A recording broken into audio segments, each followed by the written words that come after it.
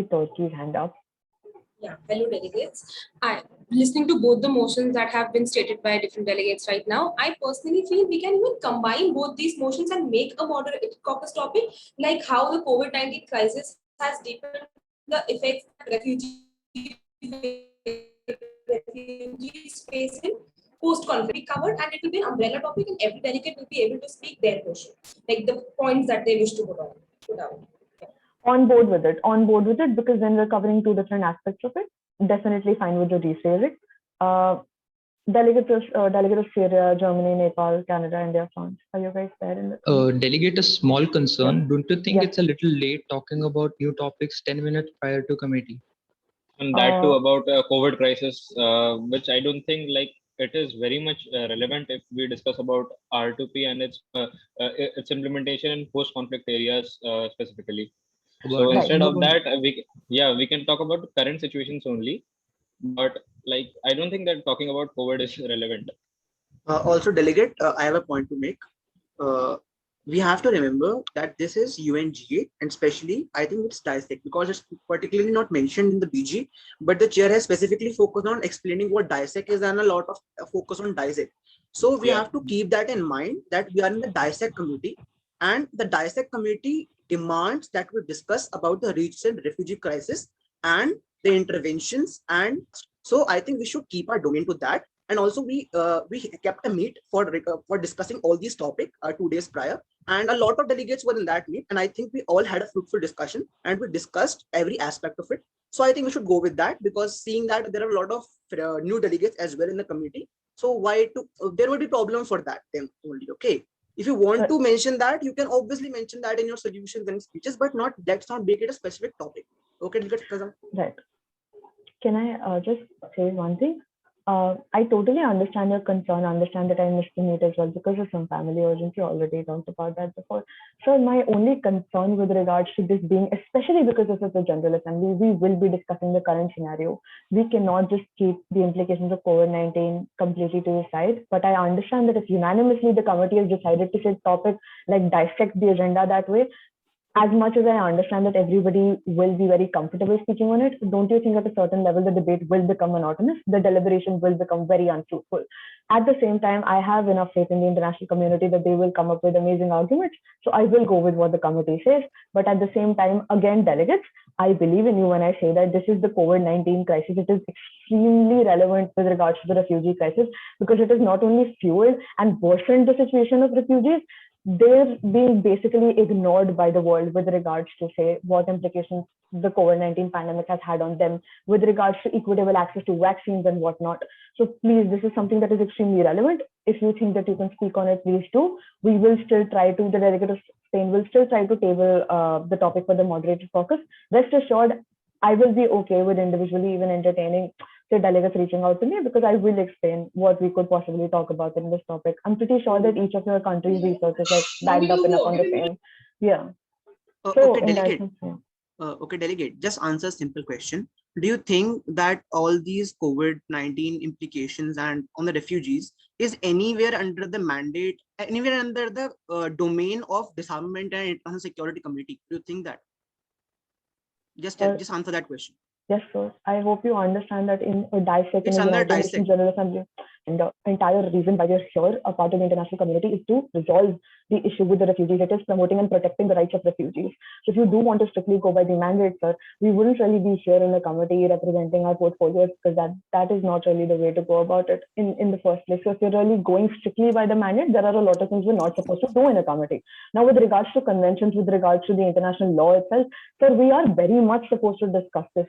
We are very much supposed to discuss the COVID-19 pandemic, especially because this is something that came out of the blue, right? We were not really expecting it as an international community. We had to grapple with the effects of it. So on an individual level, I would suggest that the chair has entered. Yes. So, yeah, you may go ahead. So delegates, the chair is there. And I think Atif bhai, you can take it forward. Okay. Delegate of Kazakhstan, I hear you. I hear anyone else who has the same issue with regards to that. I'll just say this, that I love the concept of you coming up or anyone else even who has this idea of coming up with a discussion topic, and I would have perfectly entertained it if it were a 2-day committee, but understand the constraints that we have. And I any day, if you want me to take a vote and do my due diligence, you'll see that the majority of the people would prefer to go with the agenda that we already have at hand. Because to be honest, that's with regards to the current scenario, that's something that needs to be discussed even more urgently, because I understand that COVID, with regards to various countries, in some way or the other, is in a stable state right now.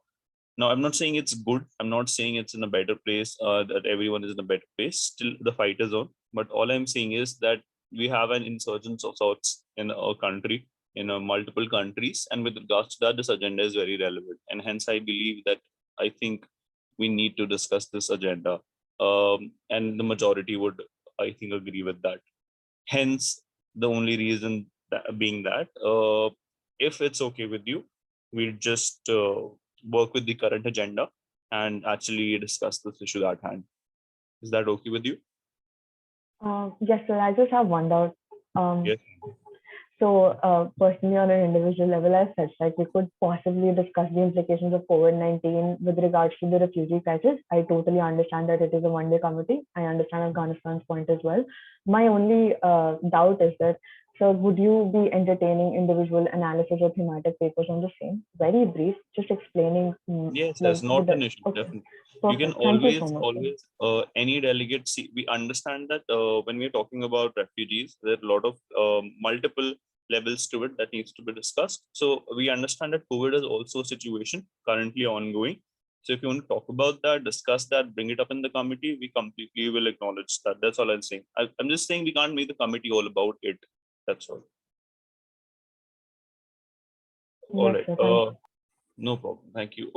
Delegates, before moving forward, since we already have short time, any queries, any questions can simply raise their hands. We'll take that one by one and directly move forward. Belgium followed by Afghanistan. Talking about the working paper, I do not have any info regarding do we need to present the working paper or just submit that working paper in WhatsApp groups? Will you be entertaining? You'll be, yeah. That's your question, right? Yeah. All right. Delegate, you'll be needing to submit the working paper, not right now, but in the last session. That's the third session. Anyone who wants to submit the working paper will be submitting it in the last session to both me and the vice chairperson. We'll drop our email ID once more in the chat box and or on the WhatsApp group. And just remember, you don't have to send individual mails. You have to send it to both of us at the same time. Just make sure we have it. That's the idea. No. My Yes, concern was, will you be entertaining presentation of that working paper, some 2 or 3? Okay. I don't think there is no mandate of discussing or presenting a working paper as such. But if in case there's a unanimous working paper, which we might see as a possibility of let's say a press release or a draft resolution, then we might just discuss it in the committee for that matter. Not discuss it, but I mean read it out loud for the sake of ease. That's all. But if that happens, yeah. Okay. Thank you. All right, perfect. Delegate of Afghanistan. Chair, is there any provision that we can keep a moderated caucus, specifically named as discussion of working paper 1.0 or 2.0?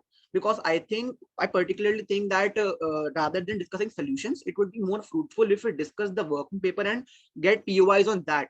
It would be more fruitful in that way. Do you think there's a provision for that in the committee? No, delegate. Of course, there's not a provision for that. There's a provision for discussing a draft resolution in form of a moderated caucus. If you want to do that, you want to go ahead and make a draft resolution with along with the whole committee, and then discuss the draft resolution in a moderated caucus. That's there as a possibility. Otherwise, there are working papers that come in that we will be reading and evaluating. That will be there. That won't be an issue. That's what we can assure you. But sir, since this is a one-day committee and there's no point in submitting a working paper if we don't discuss it. So that's why I was thinking if you could make some changes, specifically because this is a one-day committee and making a draft resolution in only one session is practically vague. because it won't be very learning experience for a lot of freshers here. Completely understood. Delegate, I'm sorry, I'm cutting you off, or to anyone else, whoever I'm doing this to. This is simply because once I understand the question, I'm just trying to answer it right there so that we can move forward. All right. I hope you don't mind. I'm just trying to move along with it. Okay. Yeah. Pretty much with regards to this, any day precedence would be given to debate verbatim on happening other than, a discussion on a working paper. Because as far as I'm concerned, documentation is important, can't deny that. But however, discussion through verbatim and by debating is any day going to take precedence, So that's something that you have to see and take account of. If in case there is no debate happening in the committee and the committee feels exhausted and does not have the, essential, how do I put it? Does not have the research to move forward with debate, which I don't think is possible. So we might go towards discussion of the working paper to whatever way. Okay, Chair. Just a small doubt apart from this. Can I send my position paper right now to your mails? And if you can please send your mails in the chat as well. Yeah. We are now open to accepting position papers till 12 p.m. since the first session will end till that time. And I'll be dropping in my email ID, and I think the vice chairperson also their email ID in the chat box, and then we'll move forward. Yes, Elliot, anything and also, else? Yeah, I'm sorry to take a lot of time, but I in the BG it was not clearly mentioned as to what committee or what subcommittee of UNGA it is, but it was more focused on dissect. So can we assume that committee is dissect only? Yeah, it's dissect. Don't worry about that. Okay, thank you, Chair. Thank you, Chair. Delegates. Okay, Delegate Kazakhstan, if you lower down your hand. Just one more thing, delegates. Like I have mentioned this previously as well. Try not to speak out of order. If there is an issue, there's a concern, raise your hand. We'll acknowledge you. If in case there's a parliamentary inquiry, or otherwise you like to call it an inquiry of sorts, that you have a question with regards to proceed the flow of the committee, you can simply ask us in the chat. Ask me or the vice chairperson. Why so? We'll respond to you then and there. It's just so that the debate is not hindered. Asking questions, or if you want a repetition of the point, you can send it to the delegate. So we'll acknowledge that as well, and so on and so forth. So whatever can be done through chat or text or chat, please try to keep it that way. And rest assured, me or the vice chairperson, if let's say I'm moderating, send the questions to vice chairperson, or the vice chairperson is moderating, send the questions to me, and we'll respond you then and there. We are available throughout.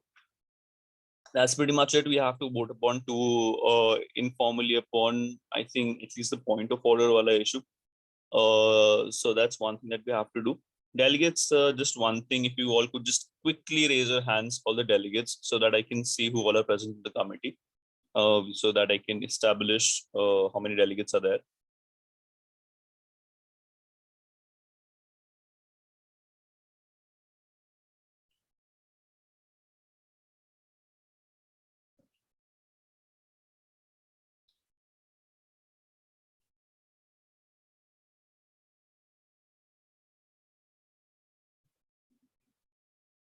All right, I see 18, 19 delegates now in the committee. I'll just count once more.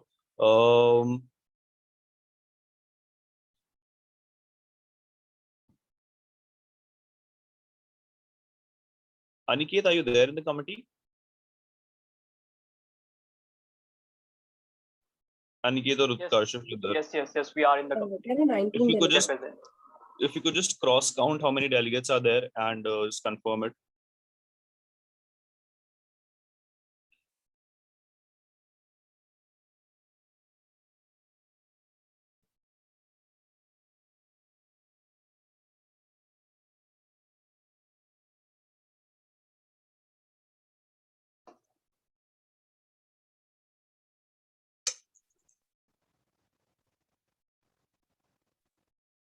I think I count 19 delegates. Yes, there are 19 delegates. 19 only. All right, perfect. We'll move ahead with that. Delegate of Afghanistan, I see there's a chat. No delegate of Kazakhstan, according to your chat, I mean, a response to your chat, it's not mandatory to send any sort of documentation at any point. It's completely up to you all. I'm dropping my email ID wherein you have to send your position papers if you want to. And all right, delegates, thank you so much. Lower down your hand. Just quickly, anyone has any questions or queries, raise your hand, or else we'll proceed real quick. Any questions or queries, you can raise your hands. Yes, I have a query. Delegate, just a humble request. Please do not speak out of order. We'll recognize you for sure. Just keep your hands raised. Yes, sorry. That's okay. Delegate of Canada, you have your hand raised. You have a query? Sorry, Chair. I did it by mistake. That's all right. Delegate of Belgium. Yeah. So I just wanted to know, like, can you please tell us about the marking of the chits? Is it average marking or about the substantive chits as well as the chit to other delegates as well? The committee will proceed as how the debate is going, how the verbatim is being given in the, or how the verbatim is brought into the committee, how much content is brought through which medium. Accordingly, we'll decide the weightage. I do not go with the fixed weightage before the start of the committee. How the committee is performing, accordingly, we'll decide it. All right. Towards the end of the committee, if you still want to know how it was marked, I'll describe you the weightage and the markings. But yeah, verbatim any day will take more weight compared to anything else. Delegate of Syria. Sir, can you please elaborate on the format of the documentation, such as the working paper? So there's no fixed format that we are following. Again, what essentially I'm trying to say here is please maintain a fixed, at least some sort of, how do I put it, format. So essentially what you can do is write the name of the committee, the agenda, the authors. If there is one author, the author, or there are multiple authors, just write authors. There's no signatories in working paper, and then you go towards your points, solutions or recommendations that you're trying to make or will be trying to make. And yeah, that's pretty much it. If you keep it in bullet form, it will be easier for us to read and mark. But if you keep it in a paragraph, that's not a problem to me. So that's pretty much that. Delegate of Kazakhstan. So sorry. So the delegate of Kazakhstan is extremely unaware of the documentation process in general. Just wanted to know how much weightage does the document carry in a committee like this itself? All right. Delegate, I'll be very honest at this point, and this is to every delegate, whoever has a question of weightage, marking, and so on and so forth. Yes, while this is a competition and while this is an MUN, I respect that. But at the same time, please remember that you're here to learn. That's the priority. And I want to make sure that everyone learns something new. That's the idea. So if you want to have a description of how much weightage was given to it, it might be discussed after the committee, not before the committee, because again, I cannot decide upon a fixed ratio right away. I have to see how the committee is performing, and accordingly, we'll have to see how many documents I receive. If a couple of people send it, there will be less weightage to it. If the whole committee sends documents, then accordingly, there'll be more relevance to it. So that's pretty much the idea there. Delegate to Belgium, you still have your hand raised. Sorry, it was my mistake. So delegates, it's a request. Please lower down your hands if you don't have a query, or if your query is resolved, please remember to lower down your hand. So in case of POIs, point of orders, please remember that. Yes, perfect. Delegate of Kazakhstan, still have your hand raised. Yeah, I'm so sorry. So my question is more with regards to the importance of documentation in a committee like this one, because I'm extremely unaware of the documentation process in general, and I don't want it to affect the debate. That's what the question is. Because I'm really unaware of it. I mean, are you unaware of how to make a document, or what is the issue exactly? I feel like I lack knowledge on, say, certain international conventions or stuff like that that maybe other, seasoned delegates are good with. So in that sense, I might not just present a working paper because I don't feel like it would do justice to my debate or the committee. So that. Ma'am, I don't think it's exactly something that's going to, like I said, in the doubt sessions that I've seen a lot of delegates, even the first time as a beginners, perform exceptionally well. All right. It doesn't matter that if you don't have prior knowledge with regards to that, you can always, you have ample time during the breaks to, just do your due diligence and research about things. If you do that, trust me, there's ample Right. of research right there in front of you. So you don't have to worry about that much. And I think as long as you focus upon debate as much as you can while participating, I think it won't be a problem as such. Right. Thank you, sir. Not a problem. Delegates, I think that's pretty much it. No other questions, no other queries. All right, with regards to one last thing before we move towards into the committee, it's a request on the organizing committee to switch on your cameras as it gives them a better something. So that's pretty much that. I mean, with regards to me, while marking, I just say this, that I do not have a problem if you have this, if you have your camera switched on or not. But essentially, if you do have it on, I have an extra dimension to mark you upon, whether you're reading from somewhere or whether you're just, speaking out or whatever it is. It's completely up to you all, not mandatory. But at the same time, OC is requesting it, so I'll just turn it on a couple of minutes. And that's pretty much that. And again, request to all the other delegates as well. If you could just turn on the cameras, the OC will be thankful for that. So that's pretty much a delegate of Canada and Afghanistan. Once again, real quickly your questions. Chair, I had a doubt. Are you going to accept any analysis paper? With regards to what, ma'am? With regards to if we are analyzing any particular document that we came across during our research or anything. Okay, you want to analyze a document and send it? More like seems or sounds like a substantive chit. But if you want to analyze a discussion that happened in the committee, that's a different thing altogether. So whatever you're sending, please be certain about what's the basis of that analysis. Okay, because if it's something that's exists already, be it a document or something of that sort, then more or less it can come across as a substantive check to us. Okay, Chair. Okay. All right, perfect. Delegate of Afghanistan. Chair, is there any limit on the number of chits? No, I think this was mentioned by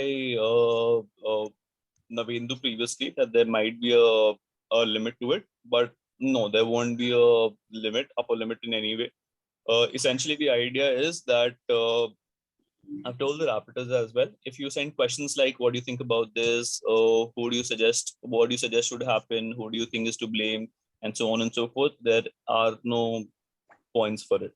So you will be given straight away zeros for questions that do not even make sense, or rhetorical questions for you as well as the rapporteur. Yeah, that's why I asked, because we have to do lobbying as well, right? And we can do that by chats only. So do we need to tag EB in that particular chat where we are asking questions or we are lobbying people? Because that's not something we want to be marked on. Delegate, that's the only thing you have to mark the rapporteur on is when it's a chit and it has supposed to be a via EB chat. Okay. Okay, so we can send chits without, like, to a delegate. We can send chits right on the group. Yes. Delegates, again, for reasons of to make sure that there is no I don't know, complaint from other delegates with regards to this, being all respectful in everything.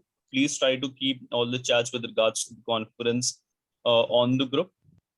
Anything that's discussed personally on a personal chat, the OC or the executive board cannot be responsible or held responsible for it. So as long as you are responding to the other person on a personal platform, the burden would lie upon you to make sure that you are responsible for that conversation or whatever that is. Okay. I'm not just not to you, to everyone. Don't worry about it. Okay, that's pretty much that, delegates. All right, let me just real quick switch on the camera.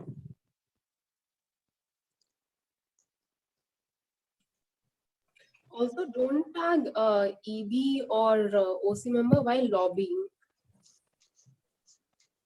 Yeah, that's what I was asking. Thanks for clarifying. Yeah, just don't tag. You definitely can chat, but don't tag.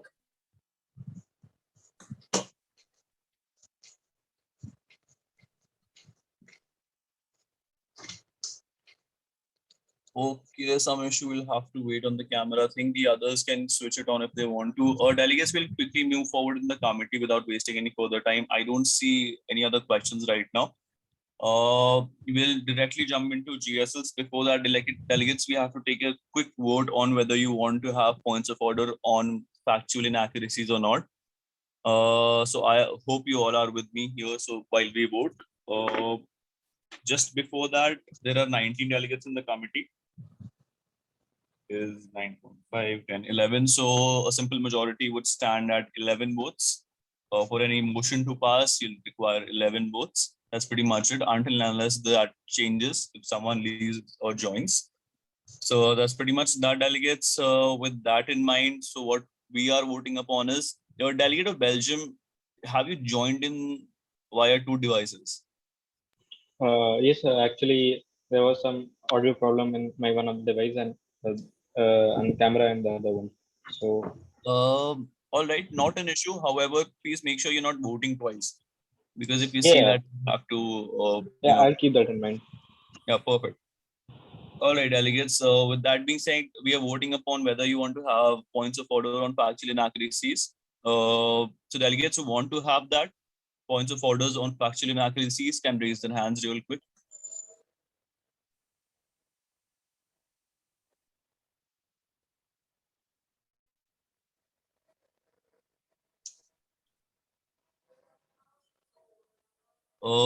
Okay, seeing a minority here with regards to that, we'll not be having points of order on factual inaccuracies. Delegates can lower down your hands with regards to if you see any factual inaccuracy, you can submit in a substantive check pointing it out to the executive board, and we will acknowledge that. Might be marked as a substantive check, but you'll be getting the due recognition for it. That's what I can say. That's the idea that I'm trying to promote here. So that's that, delegate. Any other, just really quickly asking you all if there are any questions, any queries, so that we can move forward. Another request, please keep your mics turned off if you're not speaking, just to make sure that no one is disturbed.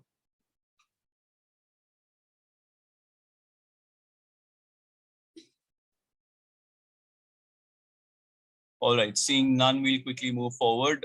Delegates will be directly jumping into the GSLs since we've already taken half an hour. Delegates wishing to add the names to the GSL can raise their hands.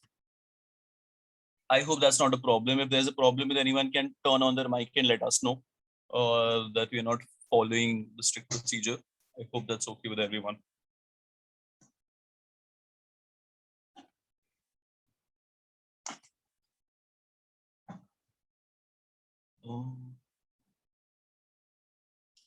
Pramita, if you're here, if you could just recognize the speakers. Yeah, sure. So we'll be taking a delegate of Syria, Afghanistan, Nepal, Argentina, Finland, Hungary. Wait. Just a little slow. Syria, Afghanistan, Nepal.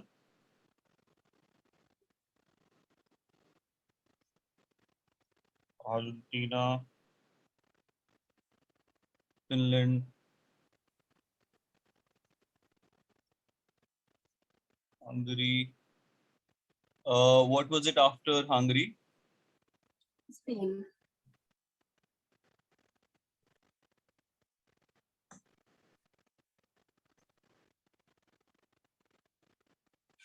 Yes, Pramita, you can continue.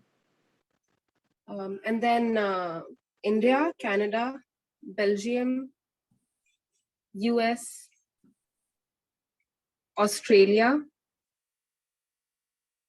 Germany, Netherlands, Ecuador, Turkey,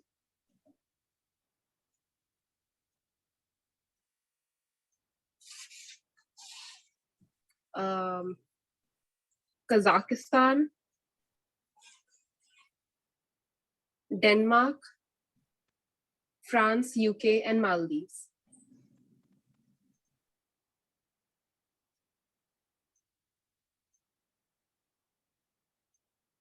All right, thank you. Delegates, you can lower down your hands. We'll take more speakers later if the need be. You'll be sent a copy of this GSL on the WhatsApp group in a moment. Aniket, delegates, I just need 1 minute with the rapporteurs. All right, I'll be just back. Aniket and where's Utkarsh? If you're here, if you just message me on some platform so that we can discuss just one thing and you'll be real quick. Delegates, you still have your hand raised. Afghanistan, Australia, and Kazakhstan. You have a question? No, sorry, Chair. I'm apologetic, Chair. No, you don't have to apologize for it. Just make sure if you have your hand raised, you have a question. That's all.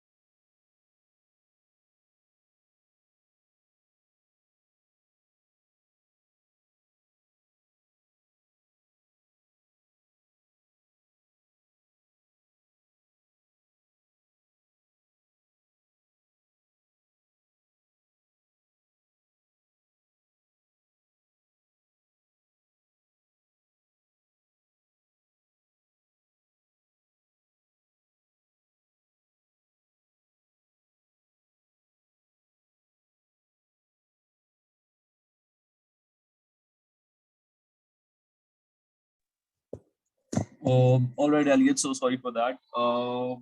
Delegate of Syria. All right, one of the OC members, anyone who's here, can you just share the screen and put on the timer? If that's okay with you. Anyone? Yes, sir.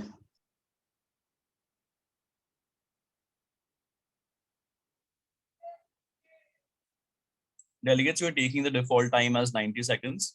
Okay. If in case anyone wants to change that, can raise their hands right now. Seeing none. Okay, this is delegate of Syria. Yes, delegate of Syria. So can we change it to 2 minutes, 120 seconds? Delegates wishing to have this the GSL extended to 120 seconds can raise their hands.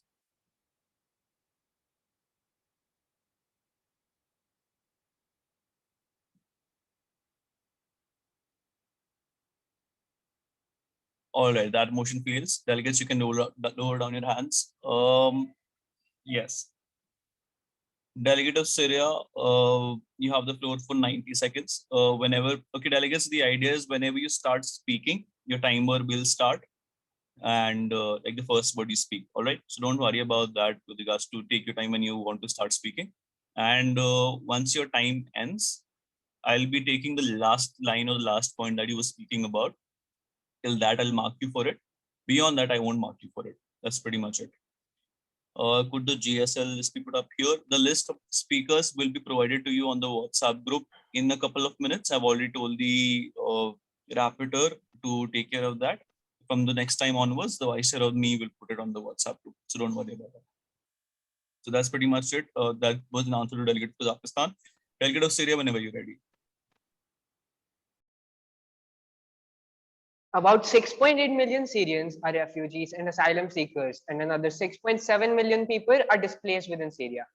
This means 13.5 million Syrians in total are forcibly displaced, more than half of the country's population. Nearly 11.1 million people in Syria need humanitarian assistance, and about half of the people affected by Syrian refugee crisis are children. Good morning, ladies and gentlemen. The delegate of Syria is with the aim today to discuss the crisis of refugees pertaining to the civil war situation in my country. Thus, at the very beginning of this conference, the delegate of Syria would wish to discuss the rights of refugees, followed by the implementation of the R2P, and then propose peaceful and practical solutions on the agenda. The delegate also wishes to address the divide between the East and the West in this committee as well, which is pertaining and possibly hindering us to discuss upon and further implement the right to protection doctrine given in the UN. Thus, I would like every nation in the UN as well to see refugee crisis as a crisis without borders, crisis concerning the world as one. Acknowledging the responsibility to protect signed at the World Summit of 2005, how it seems so imperfect on paper. Let me ask you this, delegates, what good does policy hold as long as it's just good on paper and it is not employed properly? For the delegates, who really wants to do good for a patient? Is it the doctor who provides the diagnosis and treatments, often including procedures that are unpleasant for the patient? Or is it just the person who convinces the patient, contrary to objective facts, that they are perfectly healthy? Unfortunately, the UN on this issue is not healthy. Let us find the right treatment together. Thank you, delegate. You have elapsed your time. We'll be moving on to the next speaker. That's delegate of Afghanistan. Delegate of Afghanistan. Okay, I am visible and audible. Yes, sir. Okay. 3, 2, 1. Fight until justice rolls down like water and righteousness like a mighty stream. These lines by Martin Luther King Jr. perfectly captures the hostile vibe in the committee today. He was referring to something much bigger than the problem. Just like how Islamic Republic of Afghanistan has a finger to point at all of you for betrayal. My country has not lost, but has definitely suffered a major psychological defeat. We don't see mission of Afghanistan as some nations trying to fulfill their political interests, but we saw hope. We saw our girls go to school. We saw poverty alleviate. We saw civil institutions working properly. And we saw a bright future ahead. And just like that, they pulled the carpet from beneath us. And now they say that Afghan army didn't fight well. They folded. The delegate of Islamic Republic of Afghanistan strongly condemns this attitude. Sir, our people have always stood strong. Protecting our people have been our topmost prerogative. And we still fight to defend that last bastion of Panjshir. We have seen a lot of our men go into ground. The delegate of Islamic Republic of Afghanistan appeals in front of the entire committee. Help us protect our people. Don't let your mistakes ruin their lives. We have, as Saleh government, we have a particular solution as a plan of action of FIRS, which will be discussed about in the coming sessions. Thank you.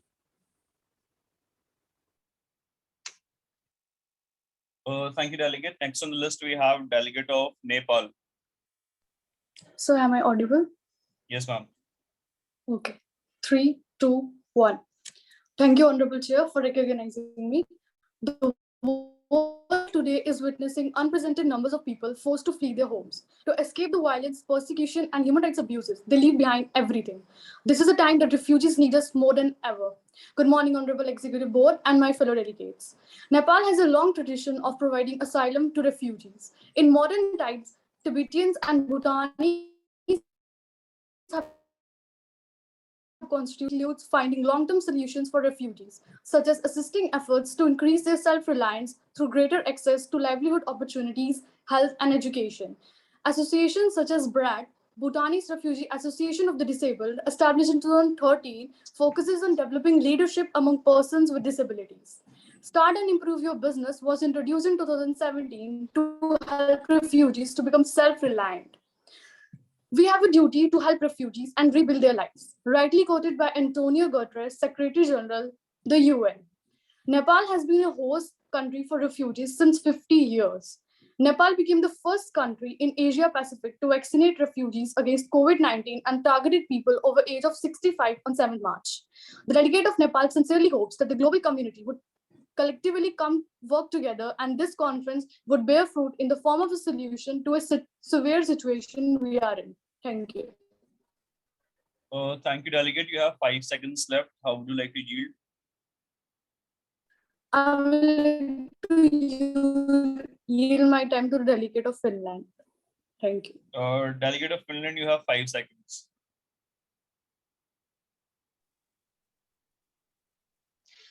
Sir, Chair, can I add the 5 seconds to my own verbatim? No, ma'am.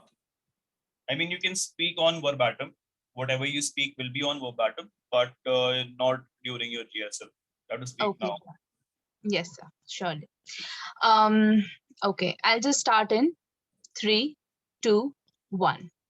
So the main point which we will be calling the other delegates to work upon and to solve the refugee crisis is that we'll be speak as to how different countries need to integrate these asylum seekers' health services, education, and employment into their national public care systems. And also okay, thank you. Yeah, just 5 seconds. Okay. You have your speech after one speaker anyway. Delegate Pramita.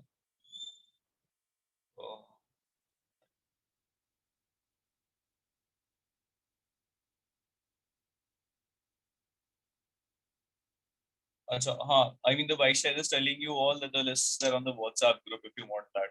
Okay, the GSL list. I mean, that's that delegate of Argentina. You have the floor for 90 seconds. Sir, am I clearly audible and visible? Yes, sir. Okay, so I shall be starting now. Argentina continues to consider the principle of non-intervention as the cornerstone on which the framework of international relations is based, and therefore sustains that the doctrine of humanitarian intervention is inconsistent with the Charter of the United Nations and the OAS. When it comes to refugees and inhabitants, some countries might be reluctant as the parent country may have some political or government outlook to them, but Argentina has been successfully able to resettle various refugees from various countries and provided them with new opportunities free of persecution. It is a sobering fact that despite the emergence of brutal, non-armed state groups, the most serious violations of international humanitarian and human rights laws, which could amount to atrocity crimes, are still committed by the armed forces and the auxiliary militia of states. Likewise, governments are failing to hold perpetrators of atrocity crimes accountable for their actions. In such cases, developments and amendments in frameworks is necessary. The development of the R2P principle, particularly its prevention component, can advance global efforts towards a more peaceful world. This is bearing in mind that many mass atrocity crimes occur during periods of violent conflict, and these situations point towards the necessity to create effective capacities for structural and operational conflict prevention. Furthermore, in this way, it is possible to minimize the need to recourse the use of force, leaving it as a last resort. The past decade has shown us that collective and coordinated action can make a difference. The next period of implementation of the R2P must continue to build on the concrete advances that have been made and to learn the lessons from past efforts to protect. This redoubling of our collective commitment will ensure that principle continues to inspire and to catalyze action and deliver more effective protection for all populations. Thank you. Thank you, delegate. You have elapsed your time. Next on the list, we have delegate of Finland. Am I perfectly audible and visible to everyone? Yes, ma'am. Okay, I'll be starting. Your voice is breaking a bit. I just want to make sure, is it just for me or the others as well? Pramita, is it for you as well? I think if he's audible. All right, perfect. Ma'am, am I audible now? Yeah. Okay. I'll be starting in 3, 2, 1. Thank you for the recognition, Chair. And esteemed delegate, as a delegate of Finland, we are highly honored to be in this conference, which spotlights a crucial subject of protecting and promoting rights of refugees with respect to R2P. Half of the refugee population worldwide are children and youth. And by the end of 2020, 82.4 million individuals were forcefully displaced. Now, in order to visualize it, just imagine the entire population of Germany was displaced. Now, that is the magnitude of refugees in the entire world. Now, promoting R2P is one of the priorities of Finland's UN policy. Finland's basic policy is that motivation to use violence may be reduced through realization of human rights, open and effective governance, and non-discriminatory society that builds social inclusion. We want to call other delegates to try to solve this refugee crisis by, firstly, promoting a practical implementation of the R2P at the national and international level. Secondly, having an early warning and crisis management system to actively prevent the mass atrocities in the first place itself. And lastly, Finland aims at promoting knowledge and raising awareness about the specific dynamics that actually shape the environment into actually, the countries and state to environments that are conducive to crimes against humanities and genocides. Thank you. Thank you, Delegate. You've elapsed your time. We'll be moving on to the next speaker. That's Delegate of Hungary. Yes. Honorable Chair, distinguished delegates, amidst the tens of millions of stateless people around the world, there are nearly 26 million refugees. At such a time of persecution and conflict, the committee has a paramount duty to protect those who've been denied a nationality and lack access to basic rights such as education and healthcare. The Republic of Hungary, in no uncertain terms, advocates for a proactive and unanimous stance of the committee towards the security of these refugees and the preservation of their rights as citizens of the world. As a member state, Hungary has stood by the citizens of Yemen, Afghanistan, among others, in their current times of armed conflicts and will not stay away from supporting people in these regions who are in danger, with particular attention to the situation of women and children.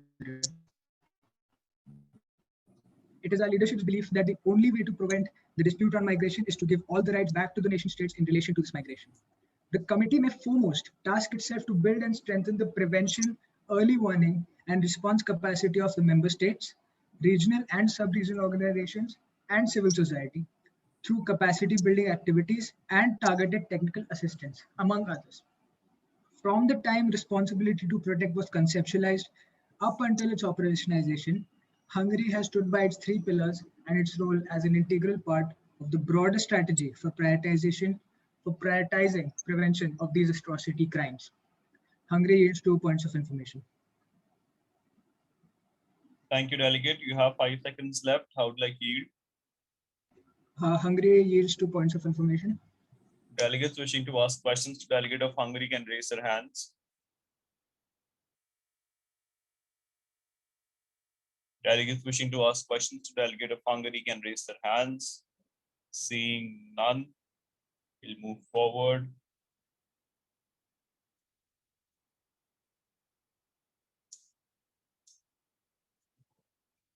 Delegate of Spain, you're next.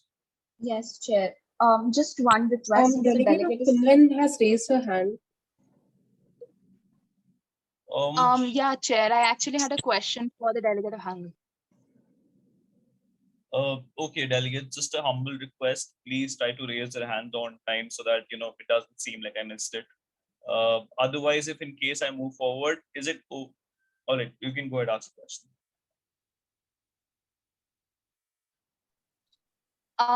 Chair, should I ask it via chat? You've already taken the time, just go ahead.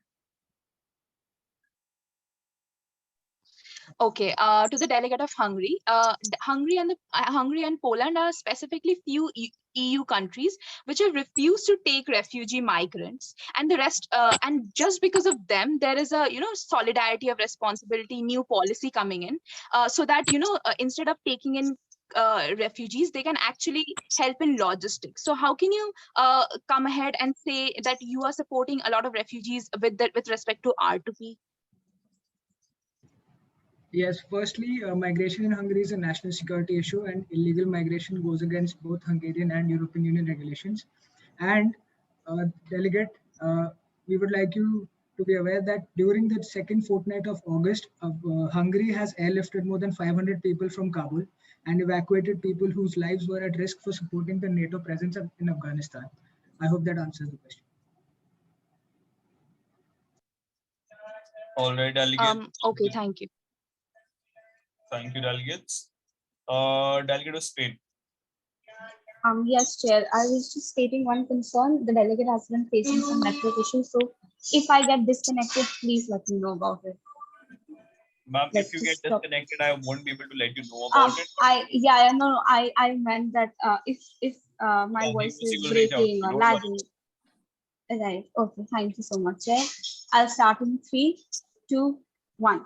The delegate would first like to applaud all the member states present in this committee for sitting in a topic that required our urgent focus and a unified and solution-based approach, the rights of refugees. The last milestone reform for the same came in 2018 when the United Nations High Commissioner for Refugees was given the task of developing and proposing a new global compact on refugees in consultation with states and other stakeholders based on the comprehensive refugee response framework set out in the New York Declaration, which indeed provided a unique opportunity to strengthen the international response to large movements of refugees and protracted refugee situations. But delegates, let's not forget that we are now in 2021 in the midst of a raging pandemic, and we cannot forget the plight of the refugees at such an inopportune time.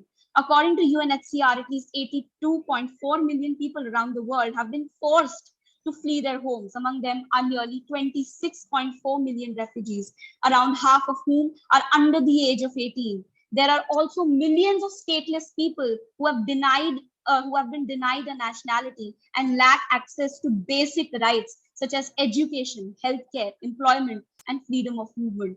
At a time when 1 in every 95 people on earth has fled their home as a result of conflict or persecution, our work here becomes all the more important. Spain continues to take efforts to protect refugees and asylum seekers in the midst of the public health crisis. The government understands the new challenges they face and is trying their best to correct pre-existing weaknesses in its asylum system. In 2019, Spain was the third largest recipient of asylum seekers in the EU, behind Germany and France. Its population of asylum seekers had grown tremendously, up to more than 118,000 applicants from about 55,000 applicants in 2018. But delegates, this is not about a single country or what they did. It is about the whole United Nations and them coming together to work for the promotion and protection of the rights of refugees. The delegate would thus urge the committee to set the ball rolling in the right direction for better rights to protect the refugees by providing technical assistance, legal advice, and other forms of support to assist the authorities to further strengthen the decision-making process. Thank you.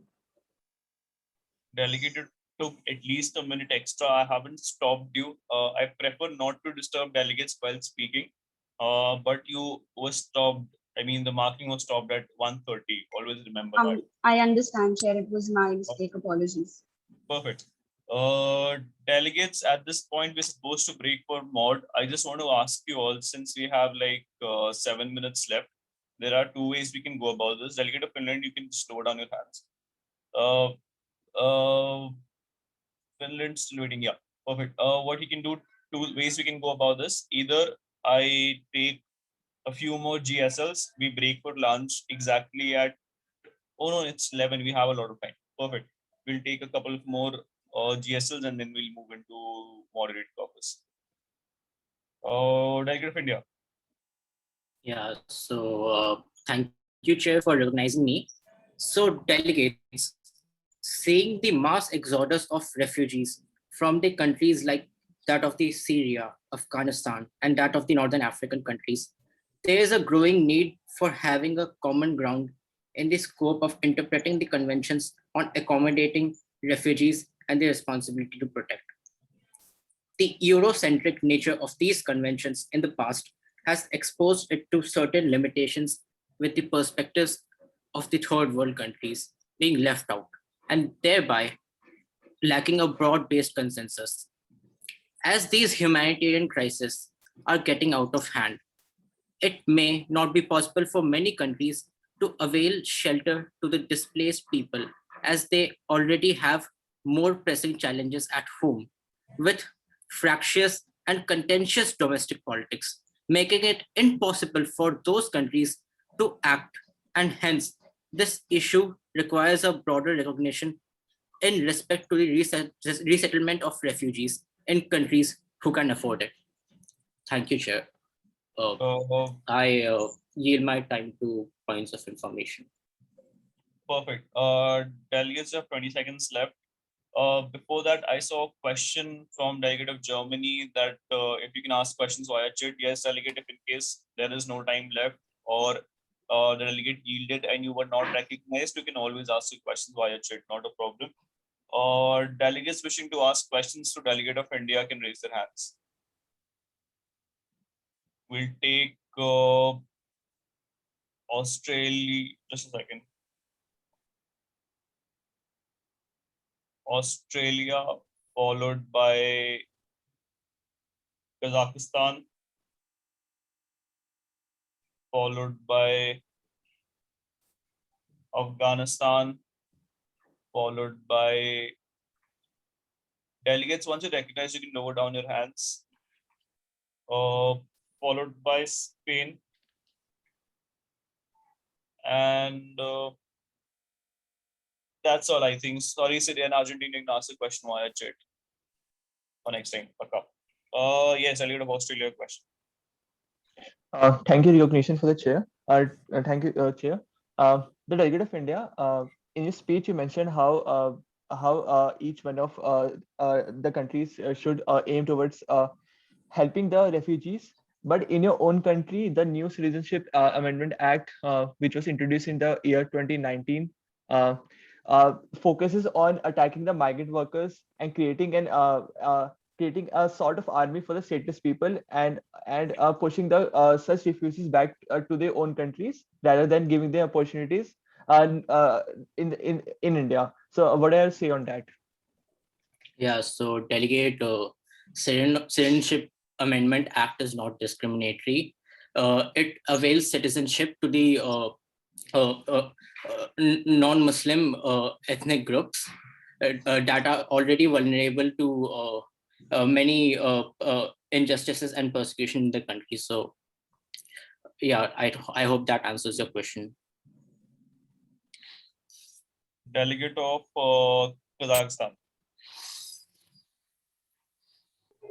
Right. Sir, thank you so much for your speech. Firstly, thank you for the recognition. Just wanted to know from the delegate of India that as much as the international community is well aware that you shouldn't have to clarify your stance again and again on the CAA NRC, my question lies in understanding why India's help to the Rohingyan children and Rohingyan women that has been seeking refuge in the country in the most problematic manner possible has been extremely less. And also, in continuation of the same question, the international community. Yes.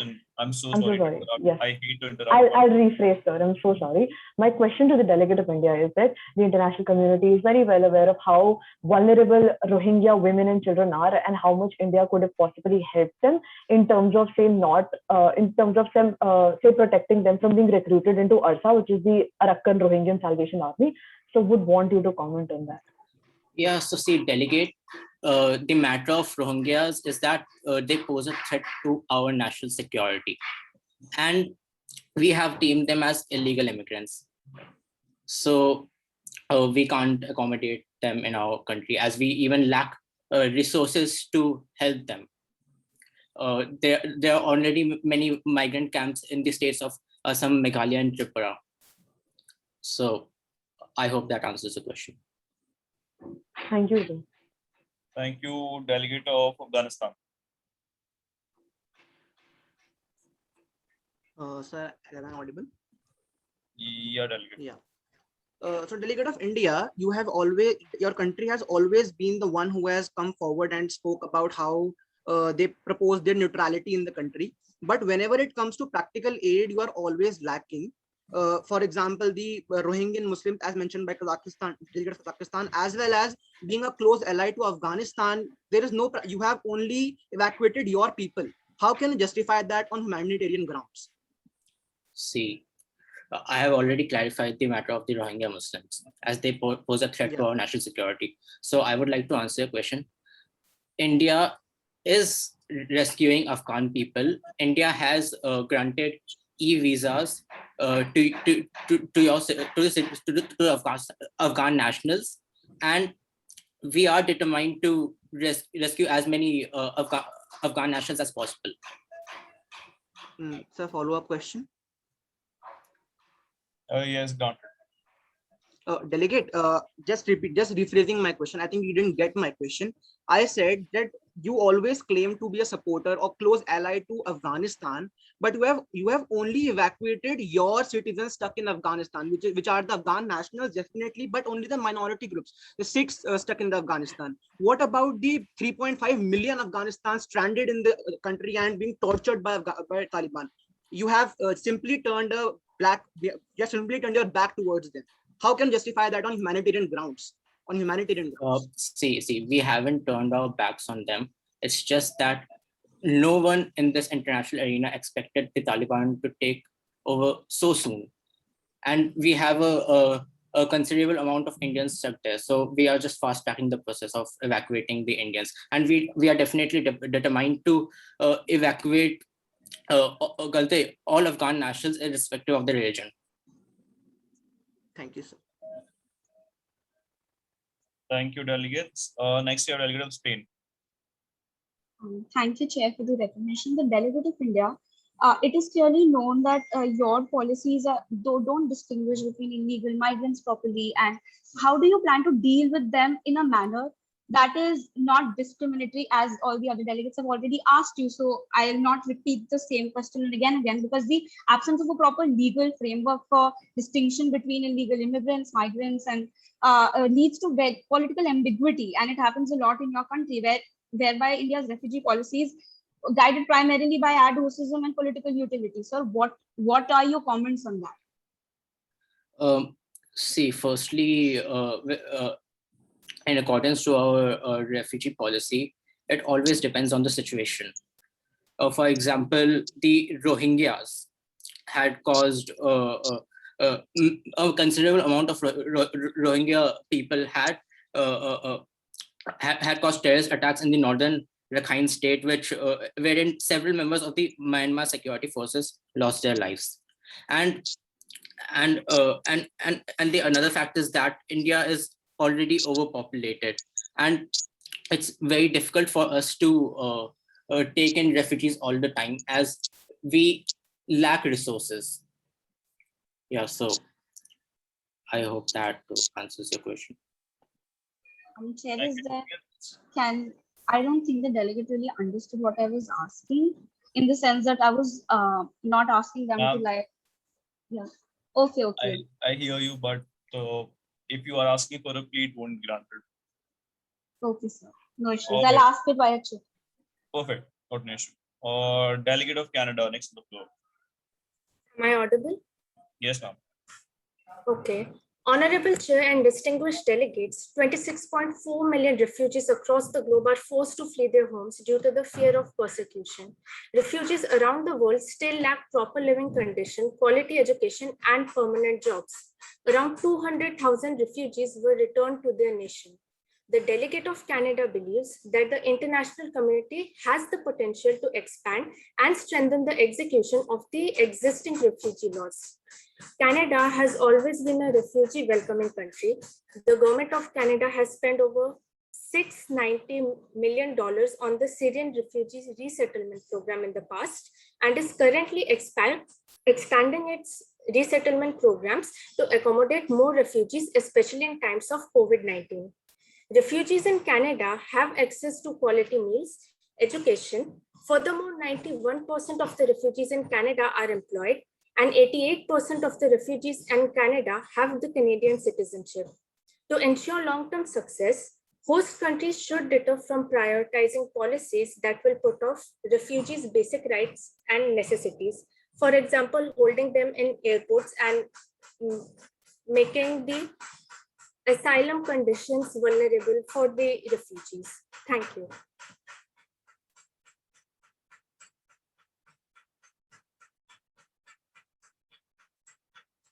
I'm sorry for the background noise.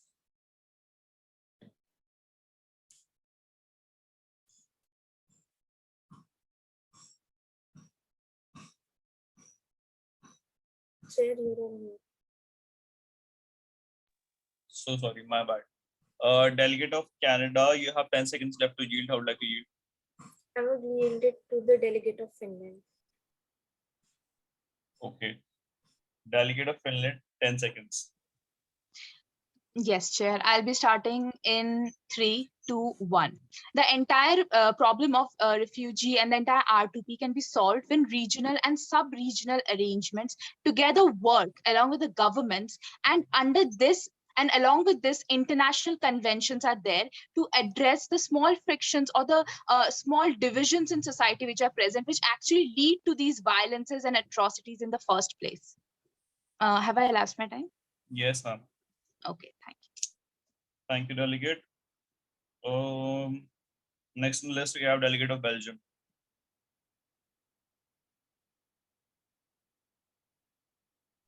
Am I audible? Yes, sir. Just a second, I'll switch on my camera as well. Can you please confirm whether I'm visible or not? No, sir. I think it would be from your other camera. Yeah, now you are. Yeah. I've done with the 2 devices. So, like, I'll start on count of 3. Like 3, 2, 1. So UNHCR's main role in pursuing international protection to ensure that states are aware of and act on their obligations to protect refugees and persons seeking asylum. Kingdom of Belgium has always endeavored to place the prevention of serious crimes on the Council's agenda over the past few years, and to include the protection of civilians, in particular the protection of women against sexual violence and the protection of children in armed conflicts in its resolutions. In 2019, Belgium counted 27,000 asylum applications, the majority of which were 27,000 asylum applications, the majority of which were submitted by people from Syria, Afghanistan, and Turkey. Belgium refugee stats for 2020 was 65,000, which was a 5.47% increase from 2019. Now, Belgium commits to work in favor of security, prosperity, and collective security is the utmost importance, and preventing conflict is crucial whenever it is possible. Now, the sovereignty is sacred, but when the lives are in danger, so it is my concern that does that principle still apply? Because the R2P doctrine was put to test in 2011 amid Libya's civil war, but the destabilizing effects of the humanitarian intervention and its evolution into a regime change operation have once again led world leaders to debate the delicate, divisive, and balancing act between respective sovereignty and protecting human rights.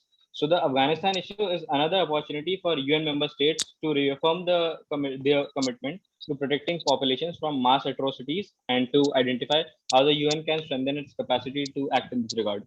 Thank you. Thank you, delegate. We have lots of time.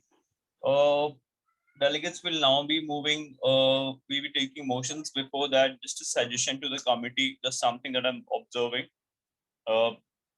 A lot of you are elapsing your time and you're making good points after you've lapsed your time. So just make sure you know what you're doing with regards to that, and that you're not wasting good points or saving it for last, because they won't count otherwise. Won't make sense. That's all. That's pretty much it. At this point, delegates will start looking for motions. Before that, are there any points on the floor?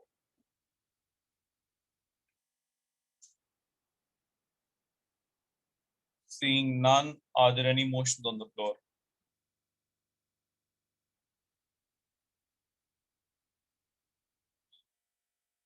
Pramita, are you here? Yes, I'm here. You can recognize them and take down motions. All right.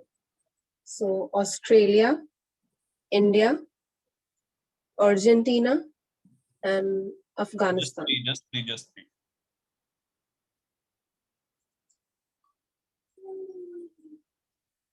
Australia, India, and Argentina. Pramita will just take 3. We'll vote upon that. If that none passes, we'll take more. All right.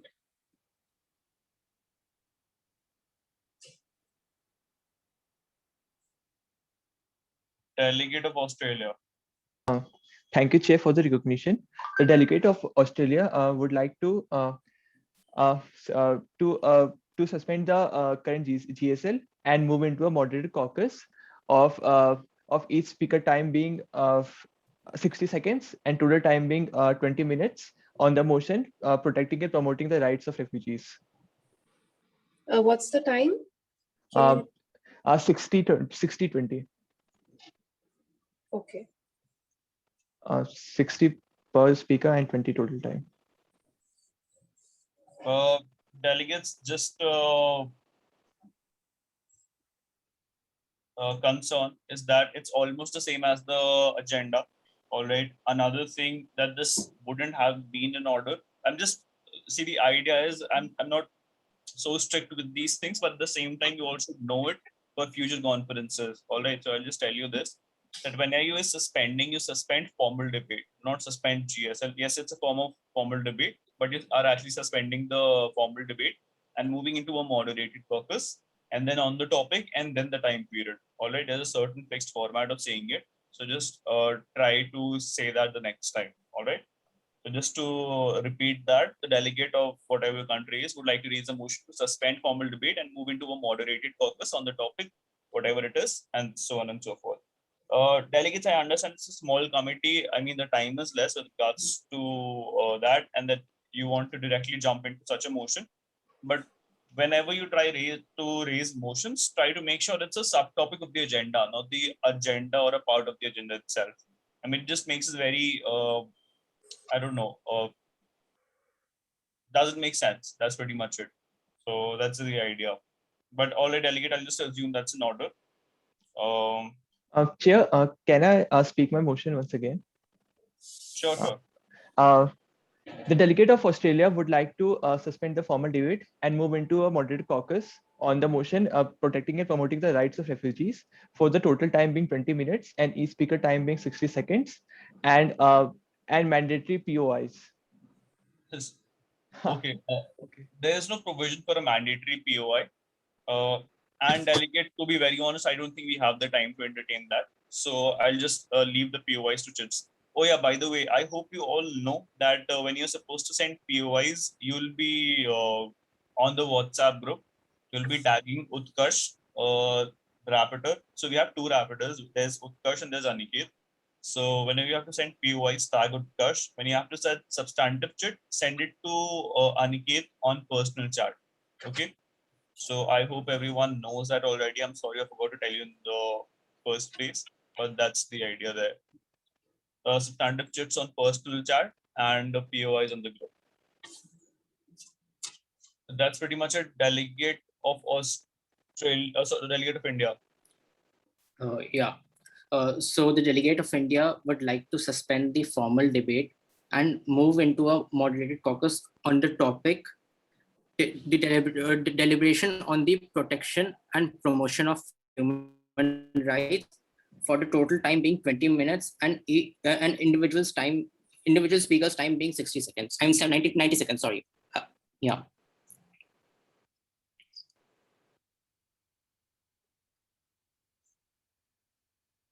What is it, 2090? 90 seconds, sir. The total time being? 20 minutes and each speaker's time being 90 seconds. Delegates, if you try to divide that, that's not divisible. You cannot have a total time period of 20 minutes. It's not divisible by 90 seconds. What you can instead have is 19.5 minutes as a total time period and then 90 seconds. Again, this is how we are bending the rules, and that's not what is essentially supposed to be. But I'm just allowing it for the sake of it so that, if you want to have a 90-second mod, we'll just take it as 19.5, the total period. All right. That's not a problem, right? Yeah. Perfect. Once again, reminding the committee, this is a GA after all. So I understand that I can take such moderated caucus topics, but this is also a dissect. So while we can talk about this is not, how do I put it? The main issues that we were looking forward to. So these things, whatever kind of motions you raise and whatever discussion you have in the committee also impacts what you're taking the committee towards. So just remember that and keep that in mind whenever you raise motions. And delegate of Argentina. Yes, sir. The delegate of Argentina would like to suspend formal debate and move into a moderated caucus on the topic apprehending the interpretations of the R2P, with total time being 20 minutes and each speaker's time being 60 seconds. Apprehending the interpretations of the R2P.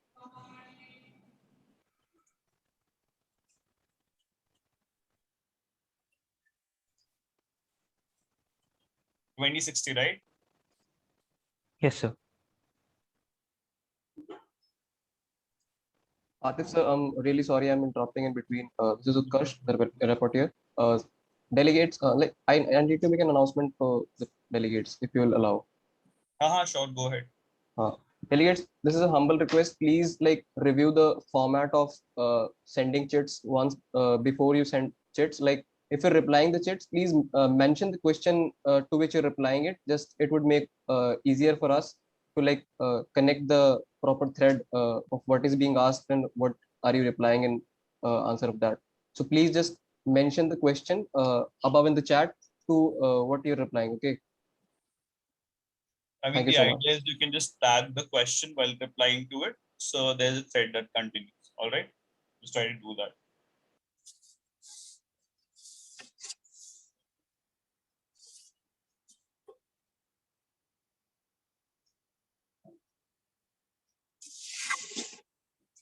All right, delegates. Delegate of Argentina, are you sure about this motion? I mean, it's relatively vague. I mean, apprehending interpretations of R2P. As in, you just want to understand what the interpretations are. That's all to the committee. So basically, the R2P has been interpreted in different ways by different nations, and that You is just want to discuss the interpretations, right? interpretations. And in that process, if we can reach a common ground with respect to the R2P, that is what my vision is behind this motion.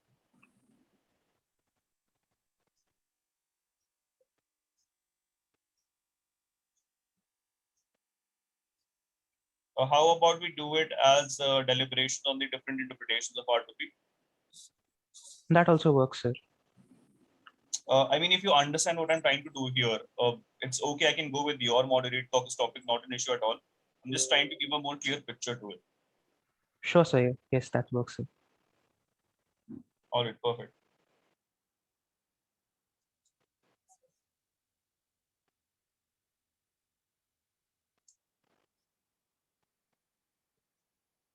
All right, perfect. Delegates will now be voting upon the motion raised by delegate of Australia first.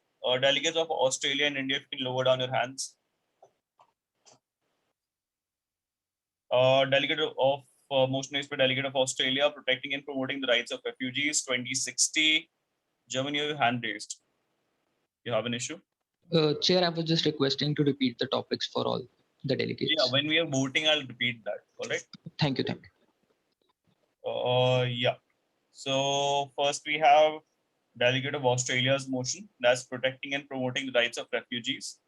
Delegates wishing, delegates, those in favor, raise your hands.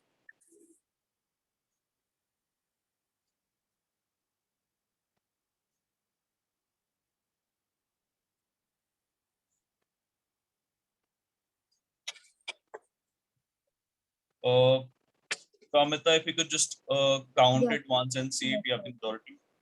Sure.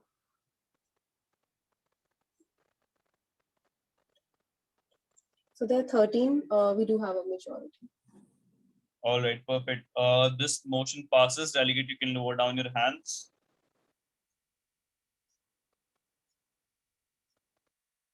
Delegate of Australia, would you like to be the first speaker? Yes, sir. All right. Is it okay? Sorry? Payne raise a hand. Yeah. Delegate of Spain, do you have a question? I'm sorry, Chair. I just forgot to lower it down. That's all right. अरे इतना sorry मत बोलो बार बार. Just if you don't have a question, lower it down. I'll get it की गलती से था. Not an issue. Delegate of Australia, is it okay if you recognize the other speakers first? Sure, sir. Perfect. Delegates wishing to add their names to this moderate caucus, raise your hands. Pramita, if you could just recognize them. Yeah, sure.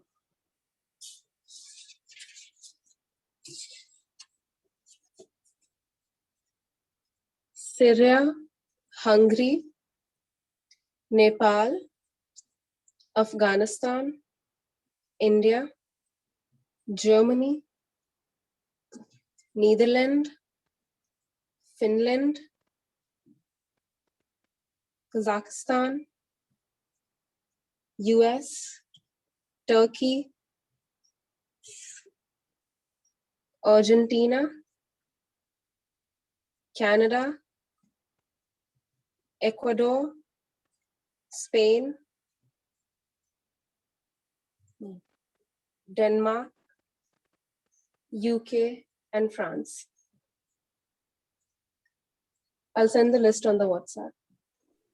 I'm sorry, I've also raised my hand, but I've not been recognized. Delegates will recognize most players. We still have space, all right? Okay.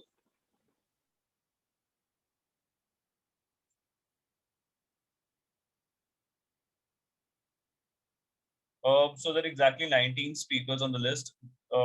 We just have one more space. Who was a delegate who just was saying hasn't been recognized? Delegate of Belgium. All right. With delegate of Belgium, this list is complete. All right. Delegate of Australia, you have the floor for 60 seconds. OC, if we can have the timer on the screen. Yeah, we have it already. So Australia, whenever you're ready. But before that, please lower down your hands, delegates, if you don't have anything to ask.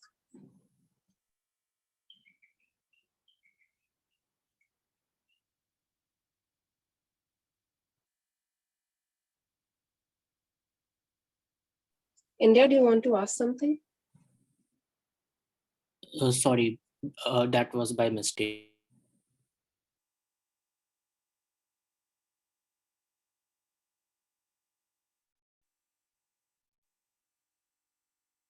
Australia, whenever you're ready. Thank you for the recognition, Chair. I'll be beginning in 3, 2, 1. In this debate so far, the most of my fellow delegates have discussed about how the rights and the and the promotion of refugees should be done on the international and also on the national level. Though there are several laws which governs how the promotion of refugees should be done on international level, there are certain aspects which can only be solved on the national level.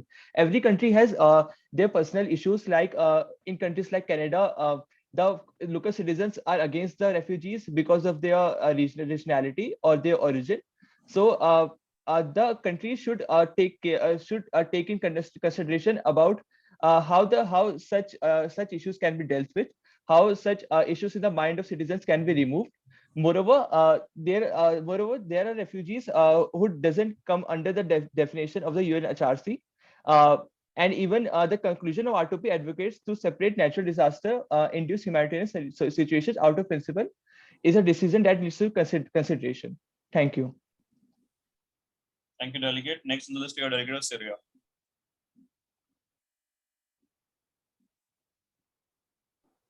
Just 1 second.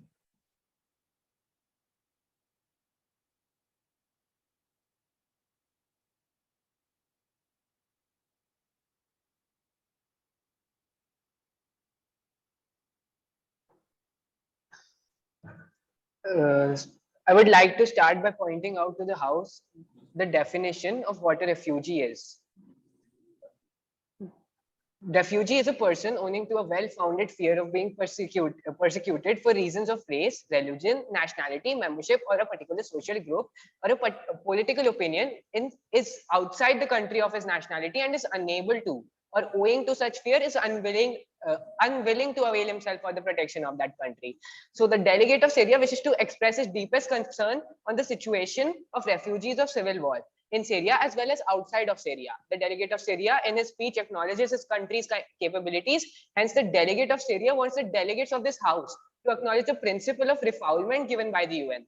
Further, the delegate of Syria urges other countries not to deny the right to seek asylum to Syrian refugees. Moreover, Syria has been continuously working with the UNHCR to support the people that have been displaced within the country as far as basic rights like education and healthcare are concerned, as can be seen in the Syria in Focus report of UNHCR in 2017. All right, perfect. Thank you so much, delegate. Next on the floor, we have delegate of Hungary. Oftentimes, for that, I'm so sorry, sir. Just a second. Delegates, Pramita, have we posted the list on the WhatsApp group? Yeah, I'm typing. All right, perfect. Yeah, in a second. Delegates will have in a couple of minutes. Don't worry about that. So I'll just repeat the list for the next 4 speakers. It's Hungary, Nepal, Afghanistan, and India, and so on and so forth. You'll get the list in a minute, I think, on the WhatsApp group. Don't worry about that. Yeah, delegate of Hungary. So sorry.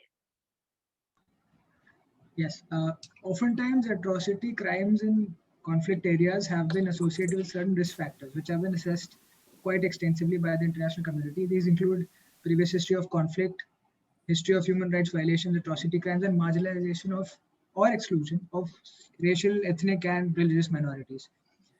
Now, national prevention as well as international prevention requires addressing the legacy of the past, thereby making it essential to basically support transitional justice initiatives, institutions and processes, addressing concretely what are sometimes persistent intergenerational risks, including entrenched discriminatory policies affecting specific communities or groups, is the need of the hour.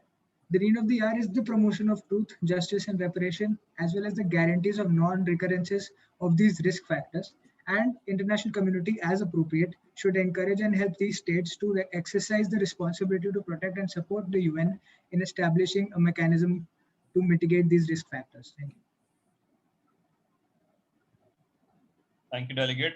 Next on the list, we have delegate of Nepal. Okay, I'll start in 3, 2, 1. Nepal in its capacity has protected the rights of its refugees. In 2020, Nepal was hosting nearly 20,000 refugees. The government of Nepal has shown an exemplary leadership for public health responses by including refugees in the national vaccination plans and rollout. Despite level advocacy and repositioning of funding towards important sectors such as water, sanitation, hygiene, cash assistance, and education needs far exceeded the available resources in 2020. Cash assistance fell short of meeting the level of Nepal's social protection scheme. Procurement of tablets for remote learning was possible only for 500 school-going children. By the year 2020 ended, 100% of refugees had access to public health care. 100% of refugee children had access to public education. 76% of the refugee children were enrolled in public education system. Thank you. Thank you, delegate. Next on the list, we have delegate of Afghanistan. Chair, am I audible? Yes, delegate. So I'll be starting in 3, 2, 1. Afghanistan constitution drafted in the background of an imposed conflict for nearly 4 decades. So we wrote our constitution with a renewed vision of upholding the values of human rights. But the recent tragedy has broken our vision. We are left in shambles right now. Women and children have suffered disproportionately under the Taliban regime, where thousands of young children have been robbed of their innocence and are being used as suicide bombers to attack in the country. Young girls are being forced for sexual slavery. These devils rape even the dead too. We must unite to end this ghastly situation and horrendous. I know this sounds horrendous, but it's the gruesome reality. Delegate of Afghanistan strongly demands that sanctions be imposed on countries like Pakistan, which are stocking Taliban's armory and sustaining war and gruesome human rights violations that follow up. As mentioned in my previous speech, we as Saleh government has proposed an organization called FIRST, which will be not affiliated religiously or gender or ageist wise to any person. And thank you. Thank you, delegate. Next on the list, we have delegate of India. Yeah, so thank you, Chair, for recognizing me. So India has always welcomed refugees in the past and has focused on protecting and promoting their rights, with nearly 300,000 people currently recognized as ones, be it giving shelter to the Parsis way back in the 8th to 10th century, or accepting the Tibetans in exile way back in 1959, with just few years passed in the creation of the Republic of India. Since then, India has provided Tibetans with access to registration and identity certificates in order for them to travel abroad, provides Sri Lankan refugees with allowances and allows them to seek jobs and their children to attend school, and encourage return through the method of voluntary repatriation. That is, they decide for themselves in consultation with an agency like the UNHCR, and it adheres to the principle of non-refoulement. Further, non-Muslim minorities are granted long-term visas, property, and Pan Aadhaar. Thank you. Thank you, delegate. Next on the list, we have delegate of Germany. Chair, is the delegate audible? Yes, sir. Most countries provide asylum through domestic legislation. However, Germany stands out as one of the very few European countries specifically to guarantee a right of asylum in their national constitution. With the Aliens Act 1965, which replaced the 1953 statutory order, the act included a recognition procedure not only for the refugees as defined in Article 1A of the Refugee Convention, but also for other politically persecuted foreigners within the meaning of Article 16 of the Basic Law. Furthermore, and of significant importance, the new act embraced the principle of non-refoulement in accordance with the Article 33 of the Refugee Convention. Asylum is a right that is protected by the Constitution in Germany. Germany believes and has even led an example in the past that it is the responsibility of the state to help and aid the refugees and provide them with the basic rights. There are not many challenges faced by the refugees on the foreign soil, which ranges from the difficulty in finding accommodation, language barrier, cultural barrier, job security, etc. Asylum seekers in Germany who cannot support themselves receive state assistance for majority of these concerns like accommodation, food, free medical treatment that even includes the cases during the pregnancy of a birth. Thank you. Thank you, delegate. Next on the list, we have delegate of Netherlands. Am I visible and audible? Yes, sir. I'll start in 3, 2, 1. The journey which starts with a hope for a better future, risk falling in human trafficking, exploitation, xenophobia, racism, and ultimately to the isolated tragic end. Regardless of how and why a refugee arrives in a country, they are protected under various conventions of UN. The Universal Declaration of Human Rights, UN Refugee Convention, the Migrant Worker Convention provides protection against any kind of refoulement. Called champions of human rights and humanitarian intervention, which in the name of security of the states are putting all kinds of barriers to prevent the entry of helpless victims. Jill Losher describes vividly the plight of refugees in sanctuary states. In South states like Sudan and Bosnia, refugees are imprisoned behind the barbed wires or otherwise making their lives impossible. Burundi refugees in Tanzania talked about the vulnerability and the violence that they have been manifested in the ugliest form. As the committee recognizes the solution-oriented approach to be the need of the hour, in the context of the broad approach, prevention will become a part of solution. UNHCR needs to seek permanent solutions regarding the repatriation of refugees or their assimilation into a national community. You know, we have to make the laws. Such an approach demands the abolition of all those measures which designed to make transboundary movement difficult. Given the close links between refugees and human rights, international human rights standards are the powerful ammunition for enhancing and complementing the existing refugee protection regime. Thank you. Thank you, delegate. Yeah, thank you, delegate. Next on the list, we have delegate of Finland. Yes, I hope I'm audible. I'll be starting in 3, 2, 1. So we consider human rights a key element in our society. The act of promotion of immigrant integration in Finland is aimed at providing, without any discrimination, employment possibilities and a specific type of support and courses which specific people need, like education, language training, or other services, which are aimed at improving the possibility of these refugees to have a better integration in the host society and provide them employment, which will ultimately lead to a greater promotion and protection of their rights because of the awareness which they get. And we urge each host country to take up such initiatives. And with that, I would like to end. Thank you. Thank you, delegate. Next on the list, we have delegate of Kazakhstan. Am I perfectly visible and audible? Ma'am, if you could just say that again. Am I audible? Yes, now you are. Okay, thank you. I'll be starting in 3, 2, 1. The delegate of Kazakhstan understands that the committee has made it abundantly clear that we need to protect and promote the rights of refugees. But let's get down to the point. We need to define who these refugees are, because even in that subset of refugees, there are certain vulnerable groups. Consider the Bakarwals of Kashmir, consider the Baloch in Afghanistan. These people face the most problems. Now, there is already a mechanism in place, which is called the HRIT, which is the Heightened Risk Identification Tool. How can we better its implementation? Here's a suggestion from the delegate of Afghanistan. There can be a better collaboration between, say, the NGO and these already existing mechanisms, purely because of the level of familiarity that people working at the NGOs share with the said vulnerable groups. This is one of the situations. The lack of language barrier also comes in when talking about the collaboration of, say, NGOs with the already pre-existing mechanisms. And then the committee also needs to understand the situation in Afghanistan shouldn't be turned a blind eye against. Let's consider the situation in Afghanistan. The government has collapsed. How do we go about helping the refugees in Afghanistan? There is only one and only one way. That is that the pre-existing social organizations working at the ground level can help the most with better funding from, say, the United Nations, instead of, say, asking or actually expecting the government to do something at that point of level. So the committee, okay, thank you. That's how I'd like to conclude. Thank you. Thank you, Delegate. Delegate of USA. Thank you, Chair, for recognizing me. So I'll start in 3, 2, 1. We are here today to discuss the most important topic that we are encountering in the current situation: protecting and promoting the right of refugees. The problem has turned into a more ghastly situation due to the current COVID situation. I would like to request all the nations to come together and work as one to save all the refugees that are facing the crisis.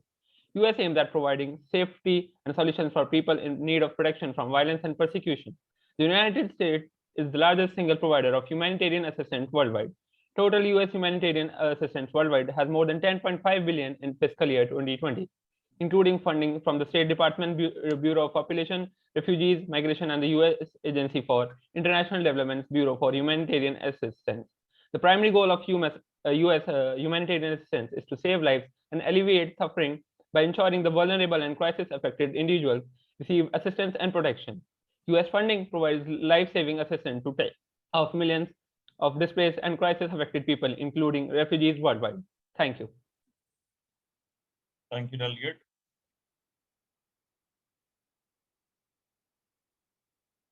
Just a second.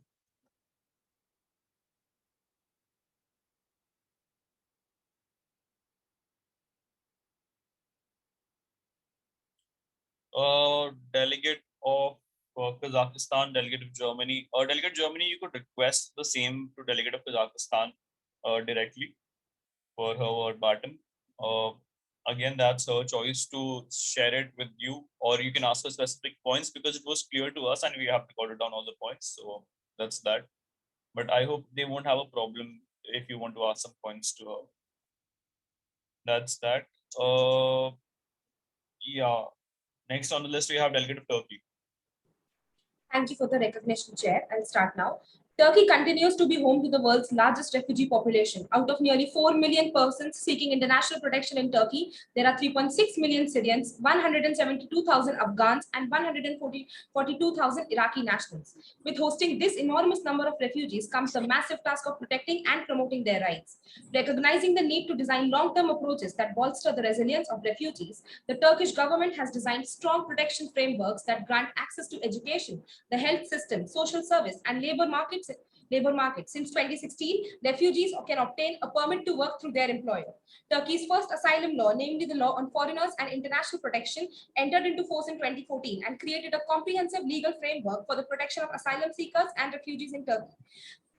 With this, the delegate of Turkey completely agrees with the delegate of Kazakhstan when they say that we need to identify the refugee group, identify the most vulnerable groups into the whole category of refugees. And we feel that internally displaced persons are most vulnerable in this section because they are displaced from their homelands, but still in the territory of their country and cannot access to all the rights. Yeah, I would like to end this. Thank you. Thank you, delegate. Next on the floor, we have delegate of Argentina. Sir, am I clearly audible and visible? Can you confirm? Yes, sir. So, sir, I'll be starting now. The delegate of Argentina, while seeing the course of this informal debate, has clearly observed the pressing issues with respect to protecting and promoting the right of refugees. But here, delegate of Argentina would like to comment on certain international positives that have happened in the recent past. And the International Paralympic Committee has confirmed that 6 athletes will be representing in a refugee Paralympic team at the 2020 Olympics, which is what exactly we need to do in future course of time with respect to refugees. This team, ladies and gentlemen, represents more than 82 million people around the world who have been forced to flee war, persecution, and human rights abuses, 12 million of whom live with a disability. So this, ladies and gentlemen, is a big statement with respect to protecting and promoting the rights of refugees. Furthermore, Argentina would like to add that we have been successfully able to resettle various refugees, a case study of which has also been published by the UNHCR, where a Syrian refugee from fleeing from Syria was given an opportunity, and now he owns a a restaurant chain which has a takeaway facility, thus improving his life way more than he was in the refugee crisis. That's all I want to say. Thank you. Thank you, delegate. Next on the list, we have delegate of Canada. Am I audible? Yes, ma'am. So I'll start. As we have seen that the protection of the laws protecting the rights of refugees have been under threat. But over the years, Canada has done a commendable job on its part. It has been in the top 10 countries where refugees were granted asylum. In 2020, refugees 1,264 refugees were granted asylum in 2020 with an annual increase of 7.38%. We have welcomed around 1 million refugees since 1980. And in the number of refugees employed in Canada, 58% of the refugees earn more than $20,000. 65% of the refugees in Canada own homes, and 95% have claimed that they feel a sense of belongingness to the nation. Canada has done a commendable job and has set an example for other countries to establish a successful refugee program. Even in Afghanistan, it has claimed that it will take 20,000 refugees, focusing on the danger from Taliban, including government workers and women leaders. And it has also said that they will consider taking refugees on behalf of US and other allies if asked. Thank you. Thank you, delegate. A delegate of Ecuador. Okay, so I'll start in 3, 2, 1.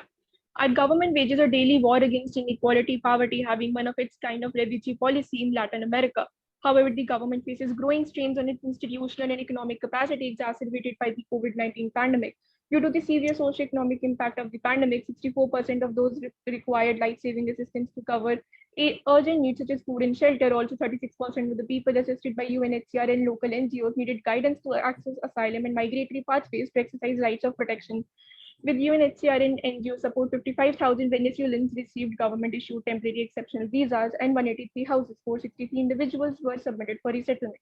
As funds were insufficient, only the most vulnerable refugees and migrants were given health, shelter, and education.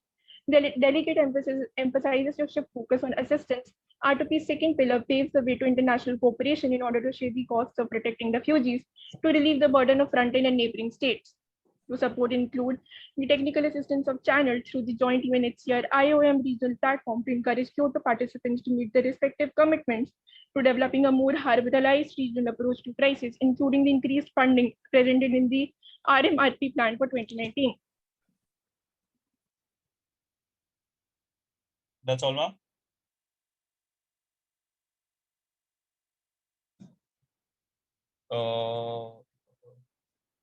Delegate of Ecuador. Yes, sir. That's it, right? Yeah. Thank you. All right, ma'am, it's a request. I would be reading your speech till the point where you were mentioning. I'll send it to you via chat. Also, just another request, since another delegate also pointed it out. Whenever, again, this is for the sake of learning out of going out of the whole MUN thing. It's whenever you're speaking way too fast, or so the whole idea of being on verbatim and chits, the difference is that when you're speaking on verbatim, there is a factor of lobbying that comes into picture, which you can't have on chit. So when you're speaking, you actually have the attention of the committee, which you don't have on chit. So just remember that if you're speaking way too fast, no one is practically able to listen to you. So you're not having the lobbying factor, and you're losing on the main aspect of why verbatim is so important. So while you might be making great points and you might be getting good points score for that, it won't matter much if the committee does not agree with you. So just always remember for your future references that, the idea of a verbatim is to convince and sway people rather than just point out facts, as many facts as possible. So just remember that. That's pretty much it. But yes, delegate of Ecuador, if you could just send your speech to me on Zoom chat or WhatsApp, wherever possible. So that's pretty much that. Delegate of Spain, next on the floor. Yes, Chair. I'm starting 3, 2, and 1. Becoming a refugee is always an ordeal, but for most women, being a refugee is a double jeopardy. The prevention of all forms of sexual and gender-based violence and responding to the needs of survivors within the wider framework of gender equality mainstreaming and empowerment is required, which can only be done by systematic outreach activities to increase awareness and improve knowledge among refugees and asylum seekers on the prevention of and response to sexual and gender-based violence. Similar efforts are also required to strengthen response capacity at both national and local levels for protecting and enforcing the rights of refugee women and girls. Adding on to the point of what the delegate of Kazakhstan said, I totally agree with them when they said that we have to identify the vulnerable groups, and we are not doing justice to the girls and the women refugees when we are not putting them in the same situation. The delegate would also like to say that we need to bring the committee's attention to the plight of the refugees during the COVID-19 crisis, because ensuring the safety of our nationals, we seem to have forgotten the impact of the refugee populations. And that's my time. Yes, thank you. Thank you so much, delegate. Next on the floor, we have delegate of Denmark.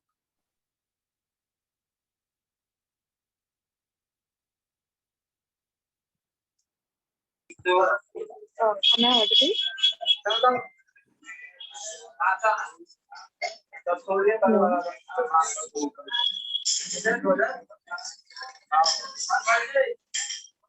Is the delegate audible? Ma'am, you're audible, but however, there's a lot of disturbance in the background. I'm really sorry, but I can't help it right now. So That's all right. Is it okay if, can you sort that out if I take you after a couple of speakers? okay, perfect. I'll do that. All right, thank you. Delegate of UK, are you ready with the speech?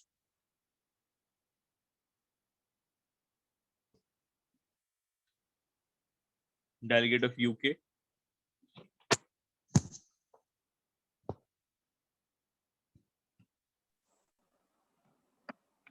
Am I audible? Yes, ma'am.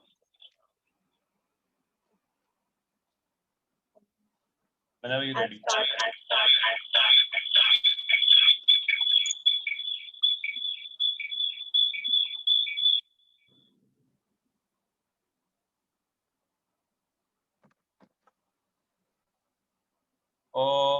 The OCA and everyone else, if you could just go on mute. Meanwhile.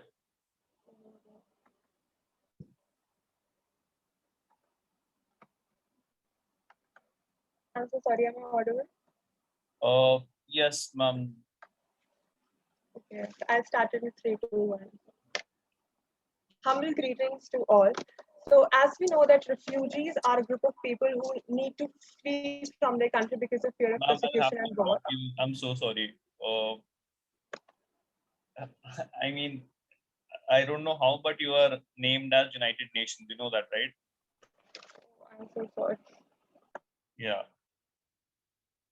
That was confusing for a moment.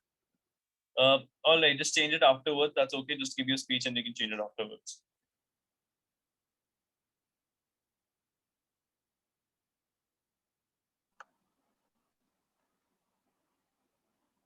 Yes, so humble greetings to all the respected chair and the delegates.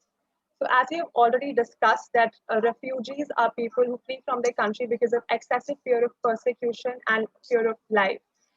The refugees have to face excessive amount of problems. They have difficulties in obtaining legal recognition and personal documents. They have difficulties in accessing quality education and skill building opportunities. They're even discriminated against racism, xenophobia, and culture clash. And because of lack of information about asylum and refugee rights, they are often very vulnerable. We are very pleased that the United Nations and the international community have made various laws to protect their important and very important rights. We have the 1951 Convention that gives a proper definition to refugees and even introduces the principle of non-refoulement. We then even have the 1967 protocol that expanded the refugee definition so that more and more people could take the benefits of it. We, UK as a nation, have always complied with all the laws that the UN has made, and we as a country stand proudly to protect them. An estimated of 388,000 foreign-born people living in the UK in 2019 originally came to UK to seek asylum. So we hope that the international community together works together for the rights of refugees. Thank you. Thank you, Delegate. Next on the floor, we have Delegate of France. Thank you for the recognition, Chair. I'm starting with 3, 2, 1. Good morning, Honorable Executive Board and other delegates. As a key European power and one of the permanent 5 members of the UN Security Council, France's position toward the responsibility to protect can be seen as important for the future development of the norm. In light of the idea that France considers itself as the birthplace of human rights and the fact that France has intervened militarily regularly over time to protect endangered population on top of promoting human protection norms, France's support to RTP can be seen as somewhat unsurprising. Today, France can be seen as a norm consolidator of R2P, and as such, its efforts to promote the norm should be monitored. In particular, its work to encourage the regulation of the use of the veto in mass atrocity situation deserves our attention. France's position on the situation in Syria should also be monitored since it is seen by the executive as an outrage and is largely driving France to restrain the use of the veto. I hate myself. In light of its historical commitment to promote human protection norms since the 1980s, the historical commitment to promote human protection norms since the 1980s and the implication of this commitment has for France and identity. Thank you so much. Thank you, Delegate. To whoever it was and to whoever it will be, please keep your mics switched off. That's pretty much it. Delegate of Belgium.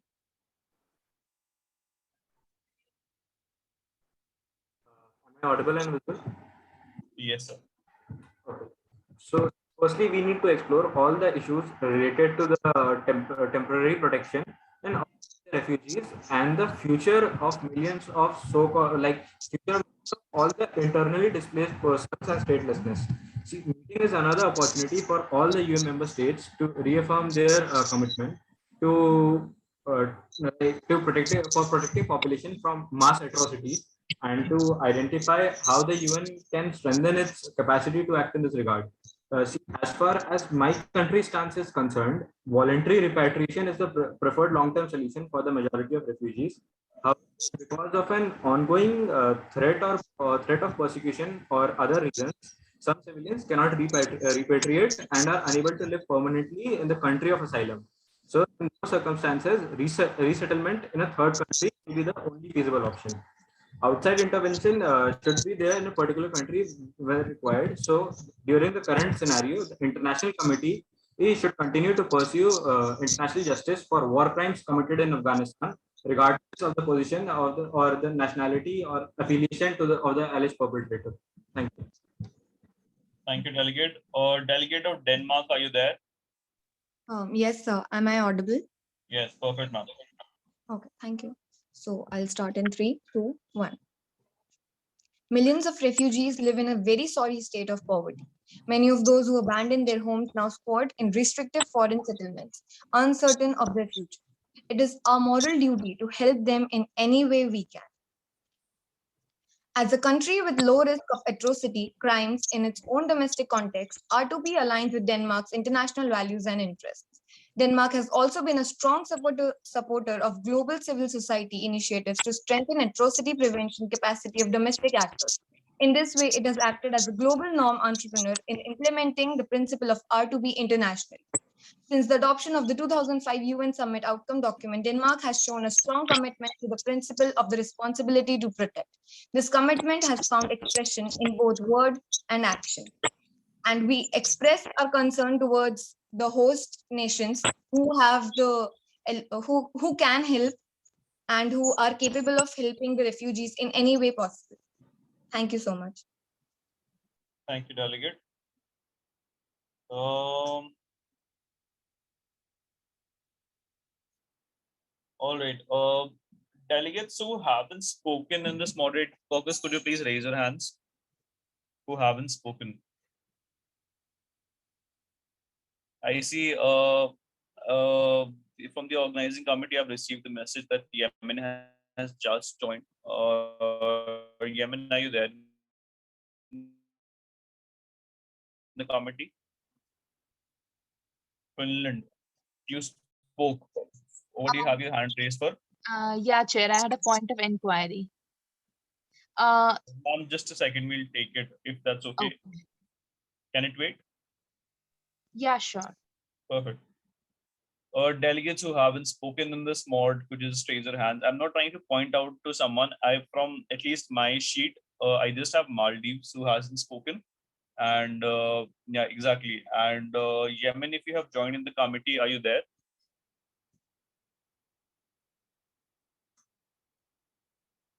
I don't think Yemen. I mean, I see Yemen, but they're not responding. Maldives delegates, I hope you're okay with it. Maldives, you want to speak in this moderate caucus? Or if you don't want to, it's completely okay. Just let me know.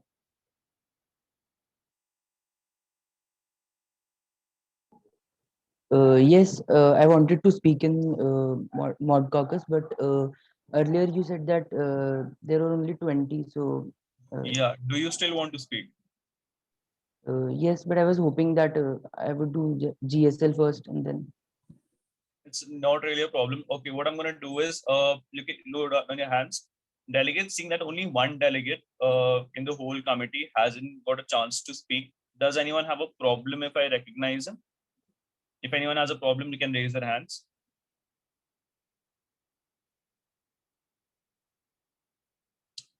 Seeing none.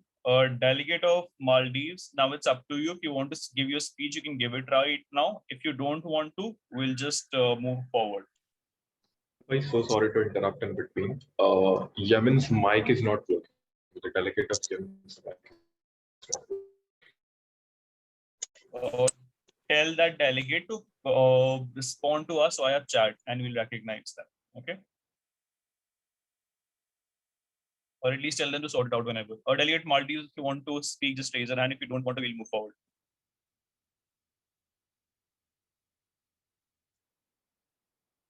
All right, considering you don't want to, just a minute, delegates. I'll be right back. Just a minute.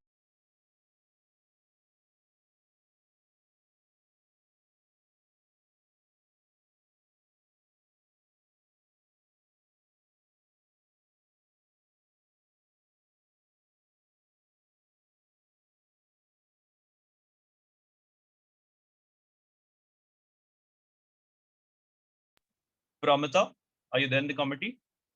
Yes. The next speaker on the GSL is USA. Could you just take that speech? I'll be right back in a minute. All right. Delegates, just a request. We'll take this one GSL and then we'll break for lunch if that's okay with everyone. If anyone has an issue with that, raise your hands. Afghanistan, what's the suggestion? Afghanistan, you have. I'm sorry, delegate. I'm sorry, That's sir. all right. Someone else I also was has just a... asking. No, I have a doubt, but my mic was not working. So, sir, can we utilize this time for an unmod, the lunch time?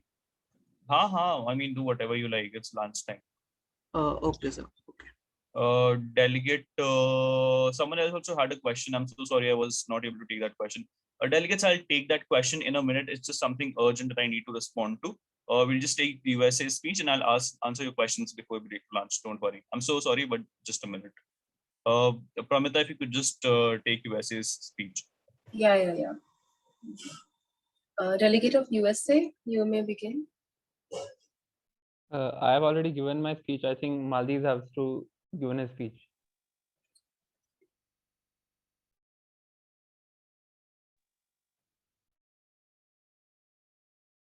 Maldives, do you want your speech to be noted down or do you want to speak? Uh, are you asking about GSL? Yes. Yes, I was after UK, according to the list that was sent. No, I think you have to speak right now because they've recognized you. Okay. Yeah. Okay. Okay, I'll be starting in 3, 2, 1. Thank you, Chair, for recognizing the delegate of Maldives. A refugee is not said to be protected if the individual receives the legal refugee status. It starts from the moment the person arrives at the border of the potential country of an asylum. At the end of 2020, there were 82.4 million forcibly displaced people in the world, according to the UN High Commissioner for Refugees, of which more than a quarter are refugees. The number has doubled since 2010 and is higher now and has ever been.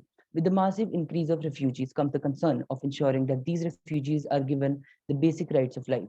There's a need of realizing why a person seeks refuge, leaving behind everything and the legacies of generation. How harsh must it be for the living conditions that the person has to pack his entire life and start his life altogether in a different state from grassroots level. Maldives has always been very welcoming to the refugees.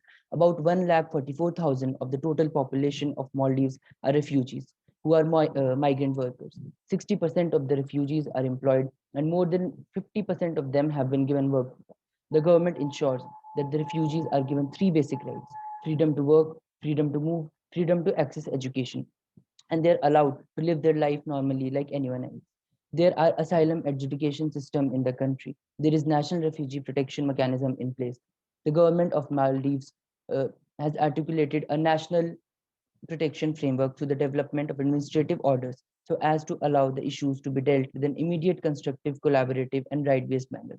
The government all over the world must ensure that the person seeking refuge should be given adequate help so as to start his life over again. Thank you. All right.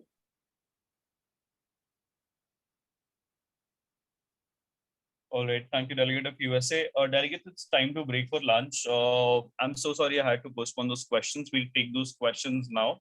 I see a few chats as well. Clarification, I got the answer. Thank you. All right, perfect. Delegates, whoever has questions can raise their hands. I'll take that and then we'll break for lunch.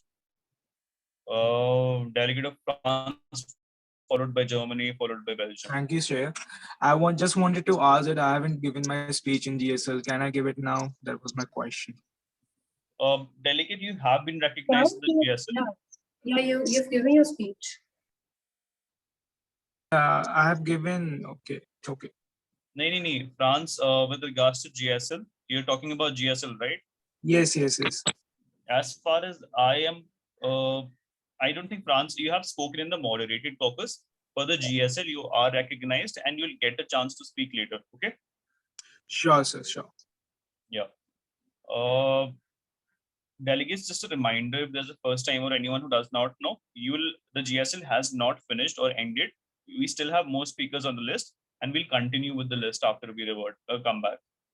Delegate Germany. Chair, I just wanted to ask whether the delegate of Maldives was delivering a speech for GSL or moderated caucus. I was asking for moderated caucus because, the last speaker was USA. Before that, I asked Maldives if they want to speak for the moderated caucus because they were the only speaker who wasn't able to speak because of the 20 speakers. So he gave his speech for the GSL because USA said that he will not be giving any more speeches.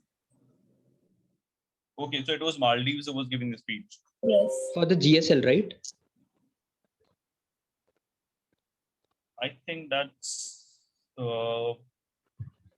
since I wasn't present, I'm so sorry. Delegate of Maldives, was it a Pramita, if you know it, for the GSL? With the GSL speech because he hadn't prepared for moderated caucus and. All right. In that case, instead of USA's name in the GSL, we'll just scratch that down and we'll put Maldives' name there. And Maldives were recognized later in the GSL, we'll remove it from there. Okay, thank you, Chair. Perfect. I'm so sorry for the mess of whatever it was. Delegate of Belgium. Sir, can you please provide your email ID so that I can send my policy paper? I think I've already put it down on the chat. I'll put it once more before, we break for lunch. So that's that. Like your email ID and the other one also, to which I need to Yes, send my paper. Pramita has also put her email ID there. Pramita, if you could just once more put it down in the chat box. Yeah, sure. All right, Germany, do you still have a doubt? No, Chair, I'm extremely sorry. All right, you can lower down your hand. That's it. Delegate of Spain, your question. Yes, Chair. Chair, will you be accepting a joint statement? Yes, you can send in a joint statement if you want. Delegates, all sort of documents that are recognized by the United Nations are accepted in this committee.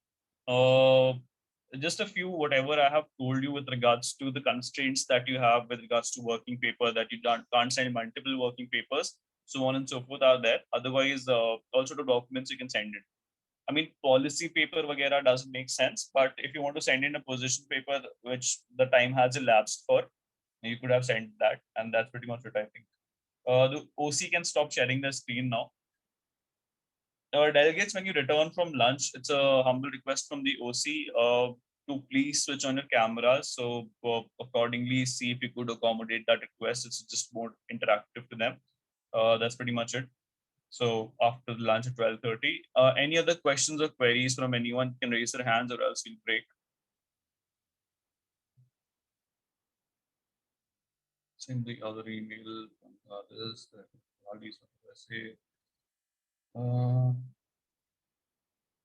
My email ID.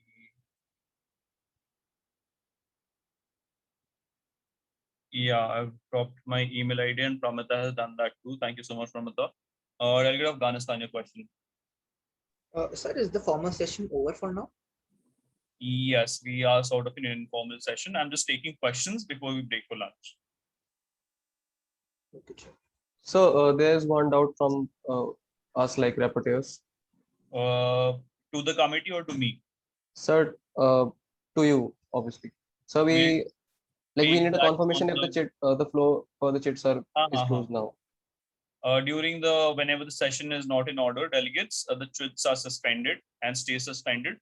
In the last session, however, the working paper and the documentations come in, the chit will be suspended. So for now, in the break, the chits are suspended. Or even for that matter, if you go for unmods, if the rapporteurs want, they can suspend the chits. It's up to them. Chair, I just want to ask you something. If you could just recognize, raise your hand. Sorry. Yeah. That's all. Yes. So Chair, I just responded to a chat, and it's already, and the formal session is already over for now. Would it be counted as in, like, would I have to again? The idea is, don't send in new chits even while responding. Yeah, I'm not sending a new chat. The thing is that I was already texting, so I get it. So it's fine. No? It's fine. See, there is no hard and fast rule. The whole idea of breaking for the break is so that the rapporteurs can have a rest too. That's it. So with regards to that, otherwise ऐसा कुछ नहीं कि अगर chits भेज दोगे तो mark नहीं होगी. But अगर आप बहुत ज़्यादा भेजने लगोगे तो फिर मतलब, you will be in not a good eye for the rapporteur. That's all. All right, got it. Yeah, that's pretty much it. Not an issue otherwise. Any other questions or queries, delegates, raise your hands, or else we're just breaking for lunch.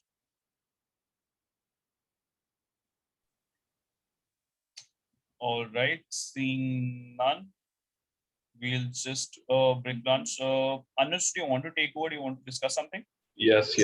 So delegates, the executive members both can leave the meeting. We just need to have a feedback from the delegates. Sir, can I just speak one thing before you start? Yes. I just want to address the committee that please stay in the meet for 10 more minutes, as I have something important to discuss. Thank you, sir.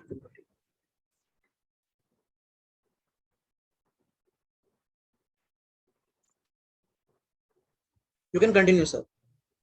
Yes. So as I was saying that the executive board members can leave the meeting.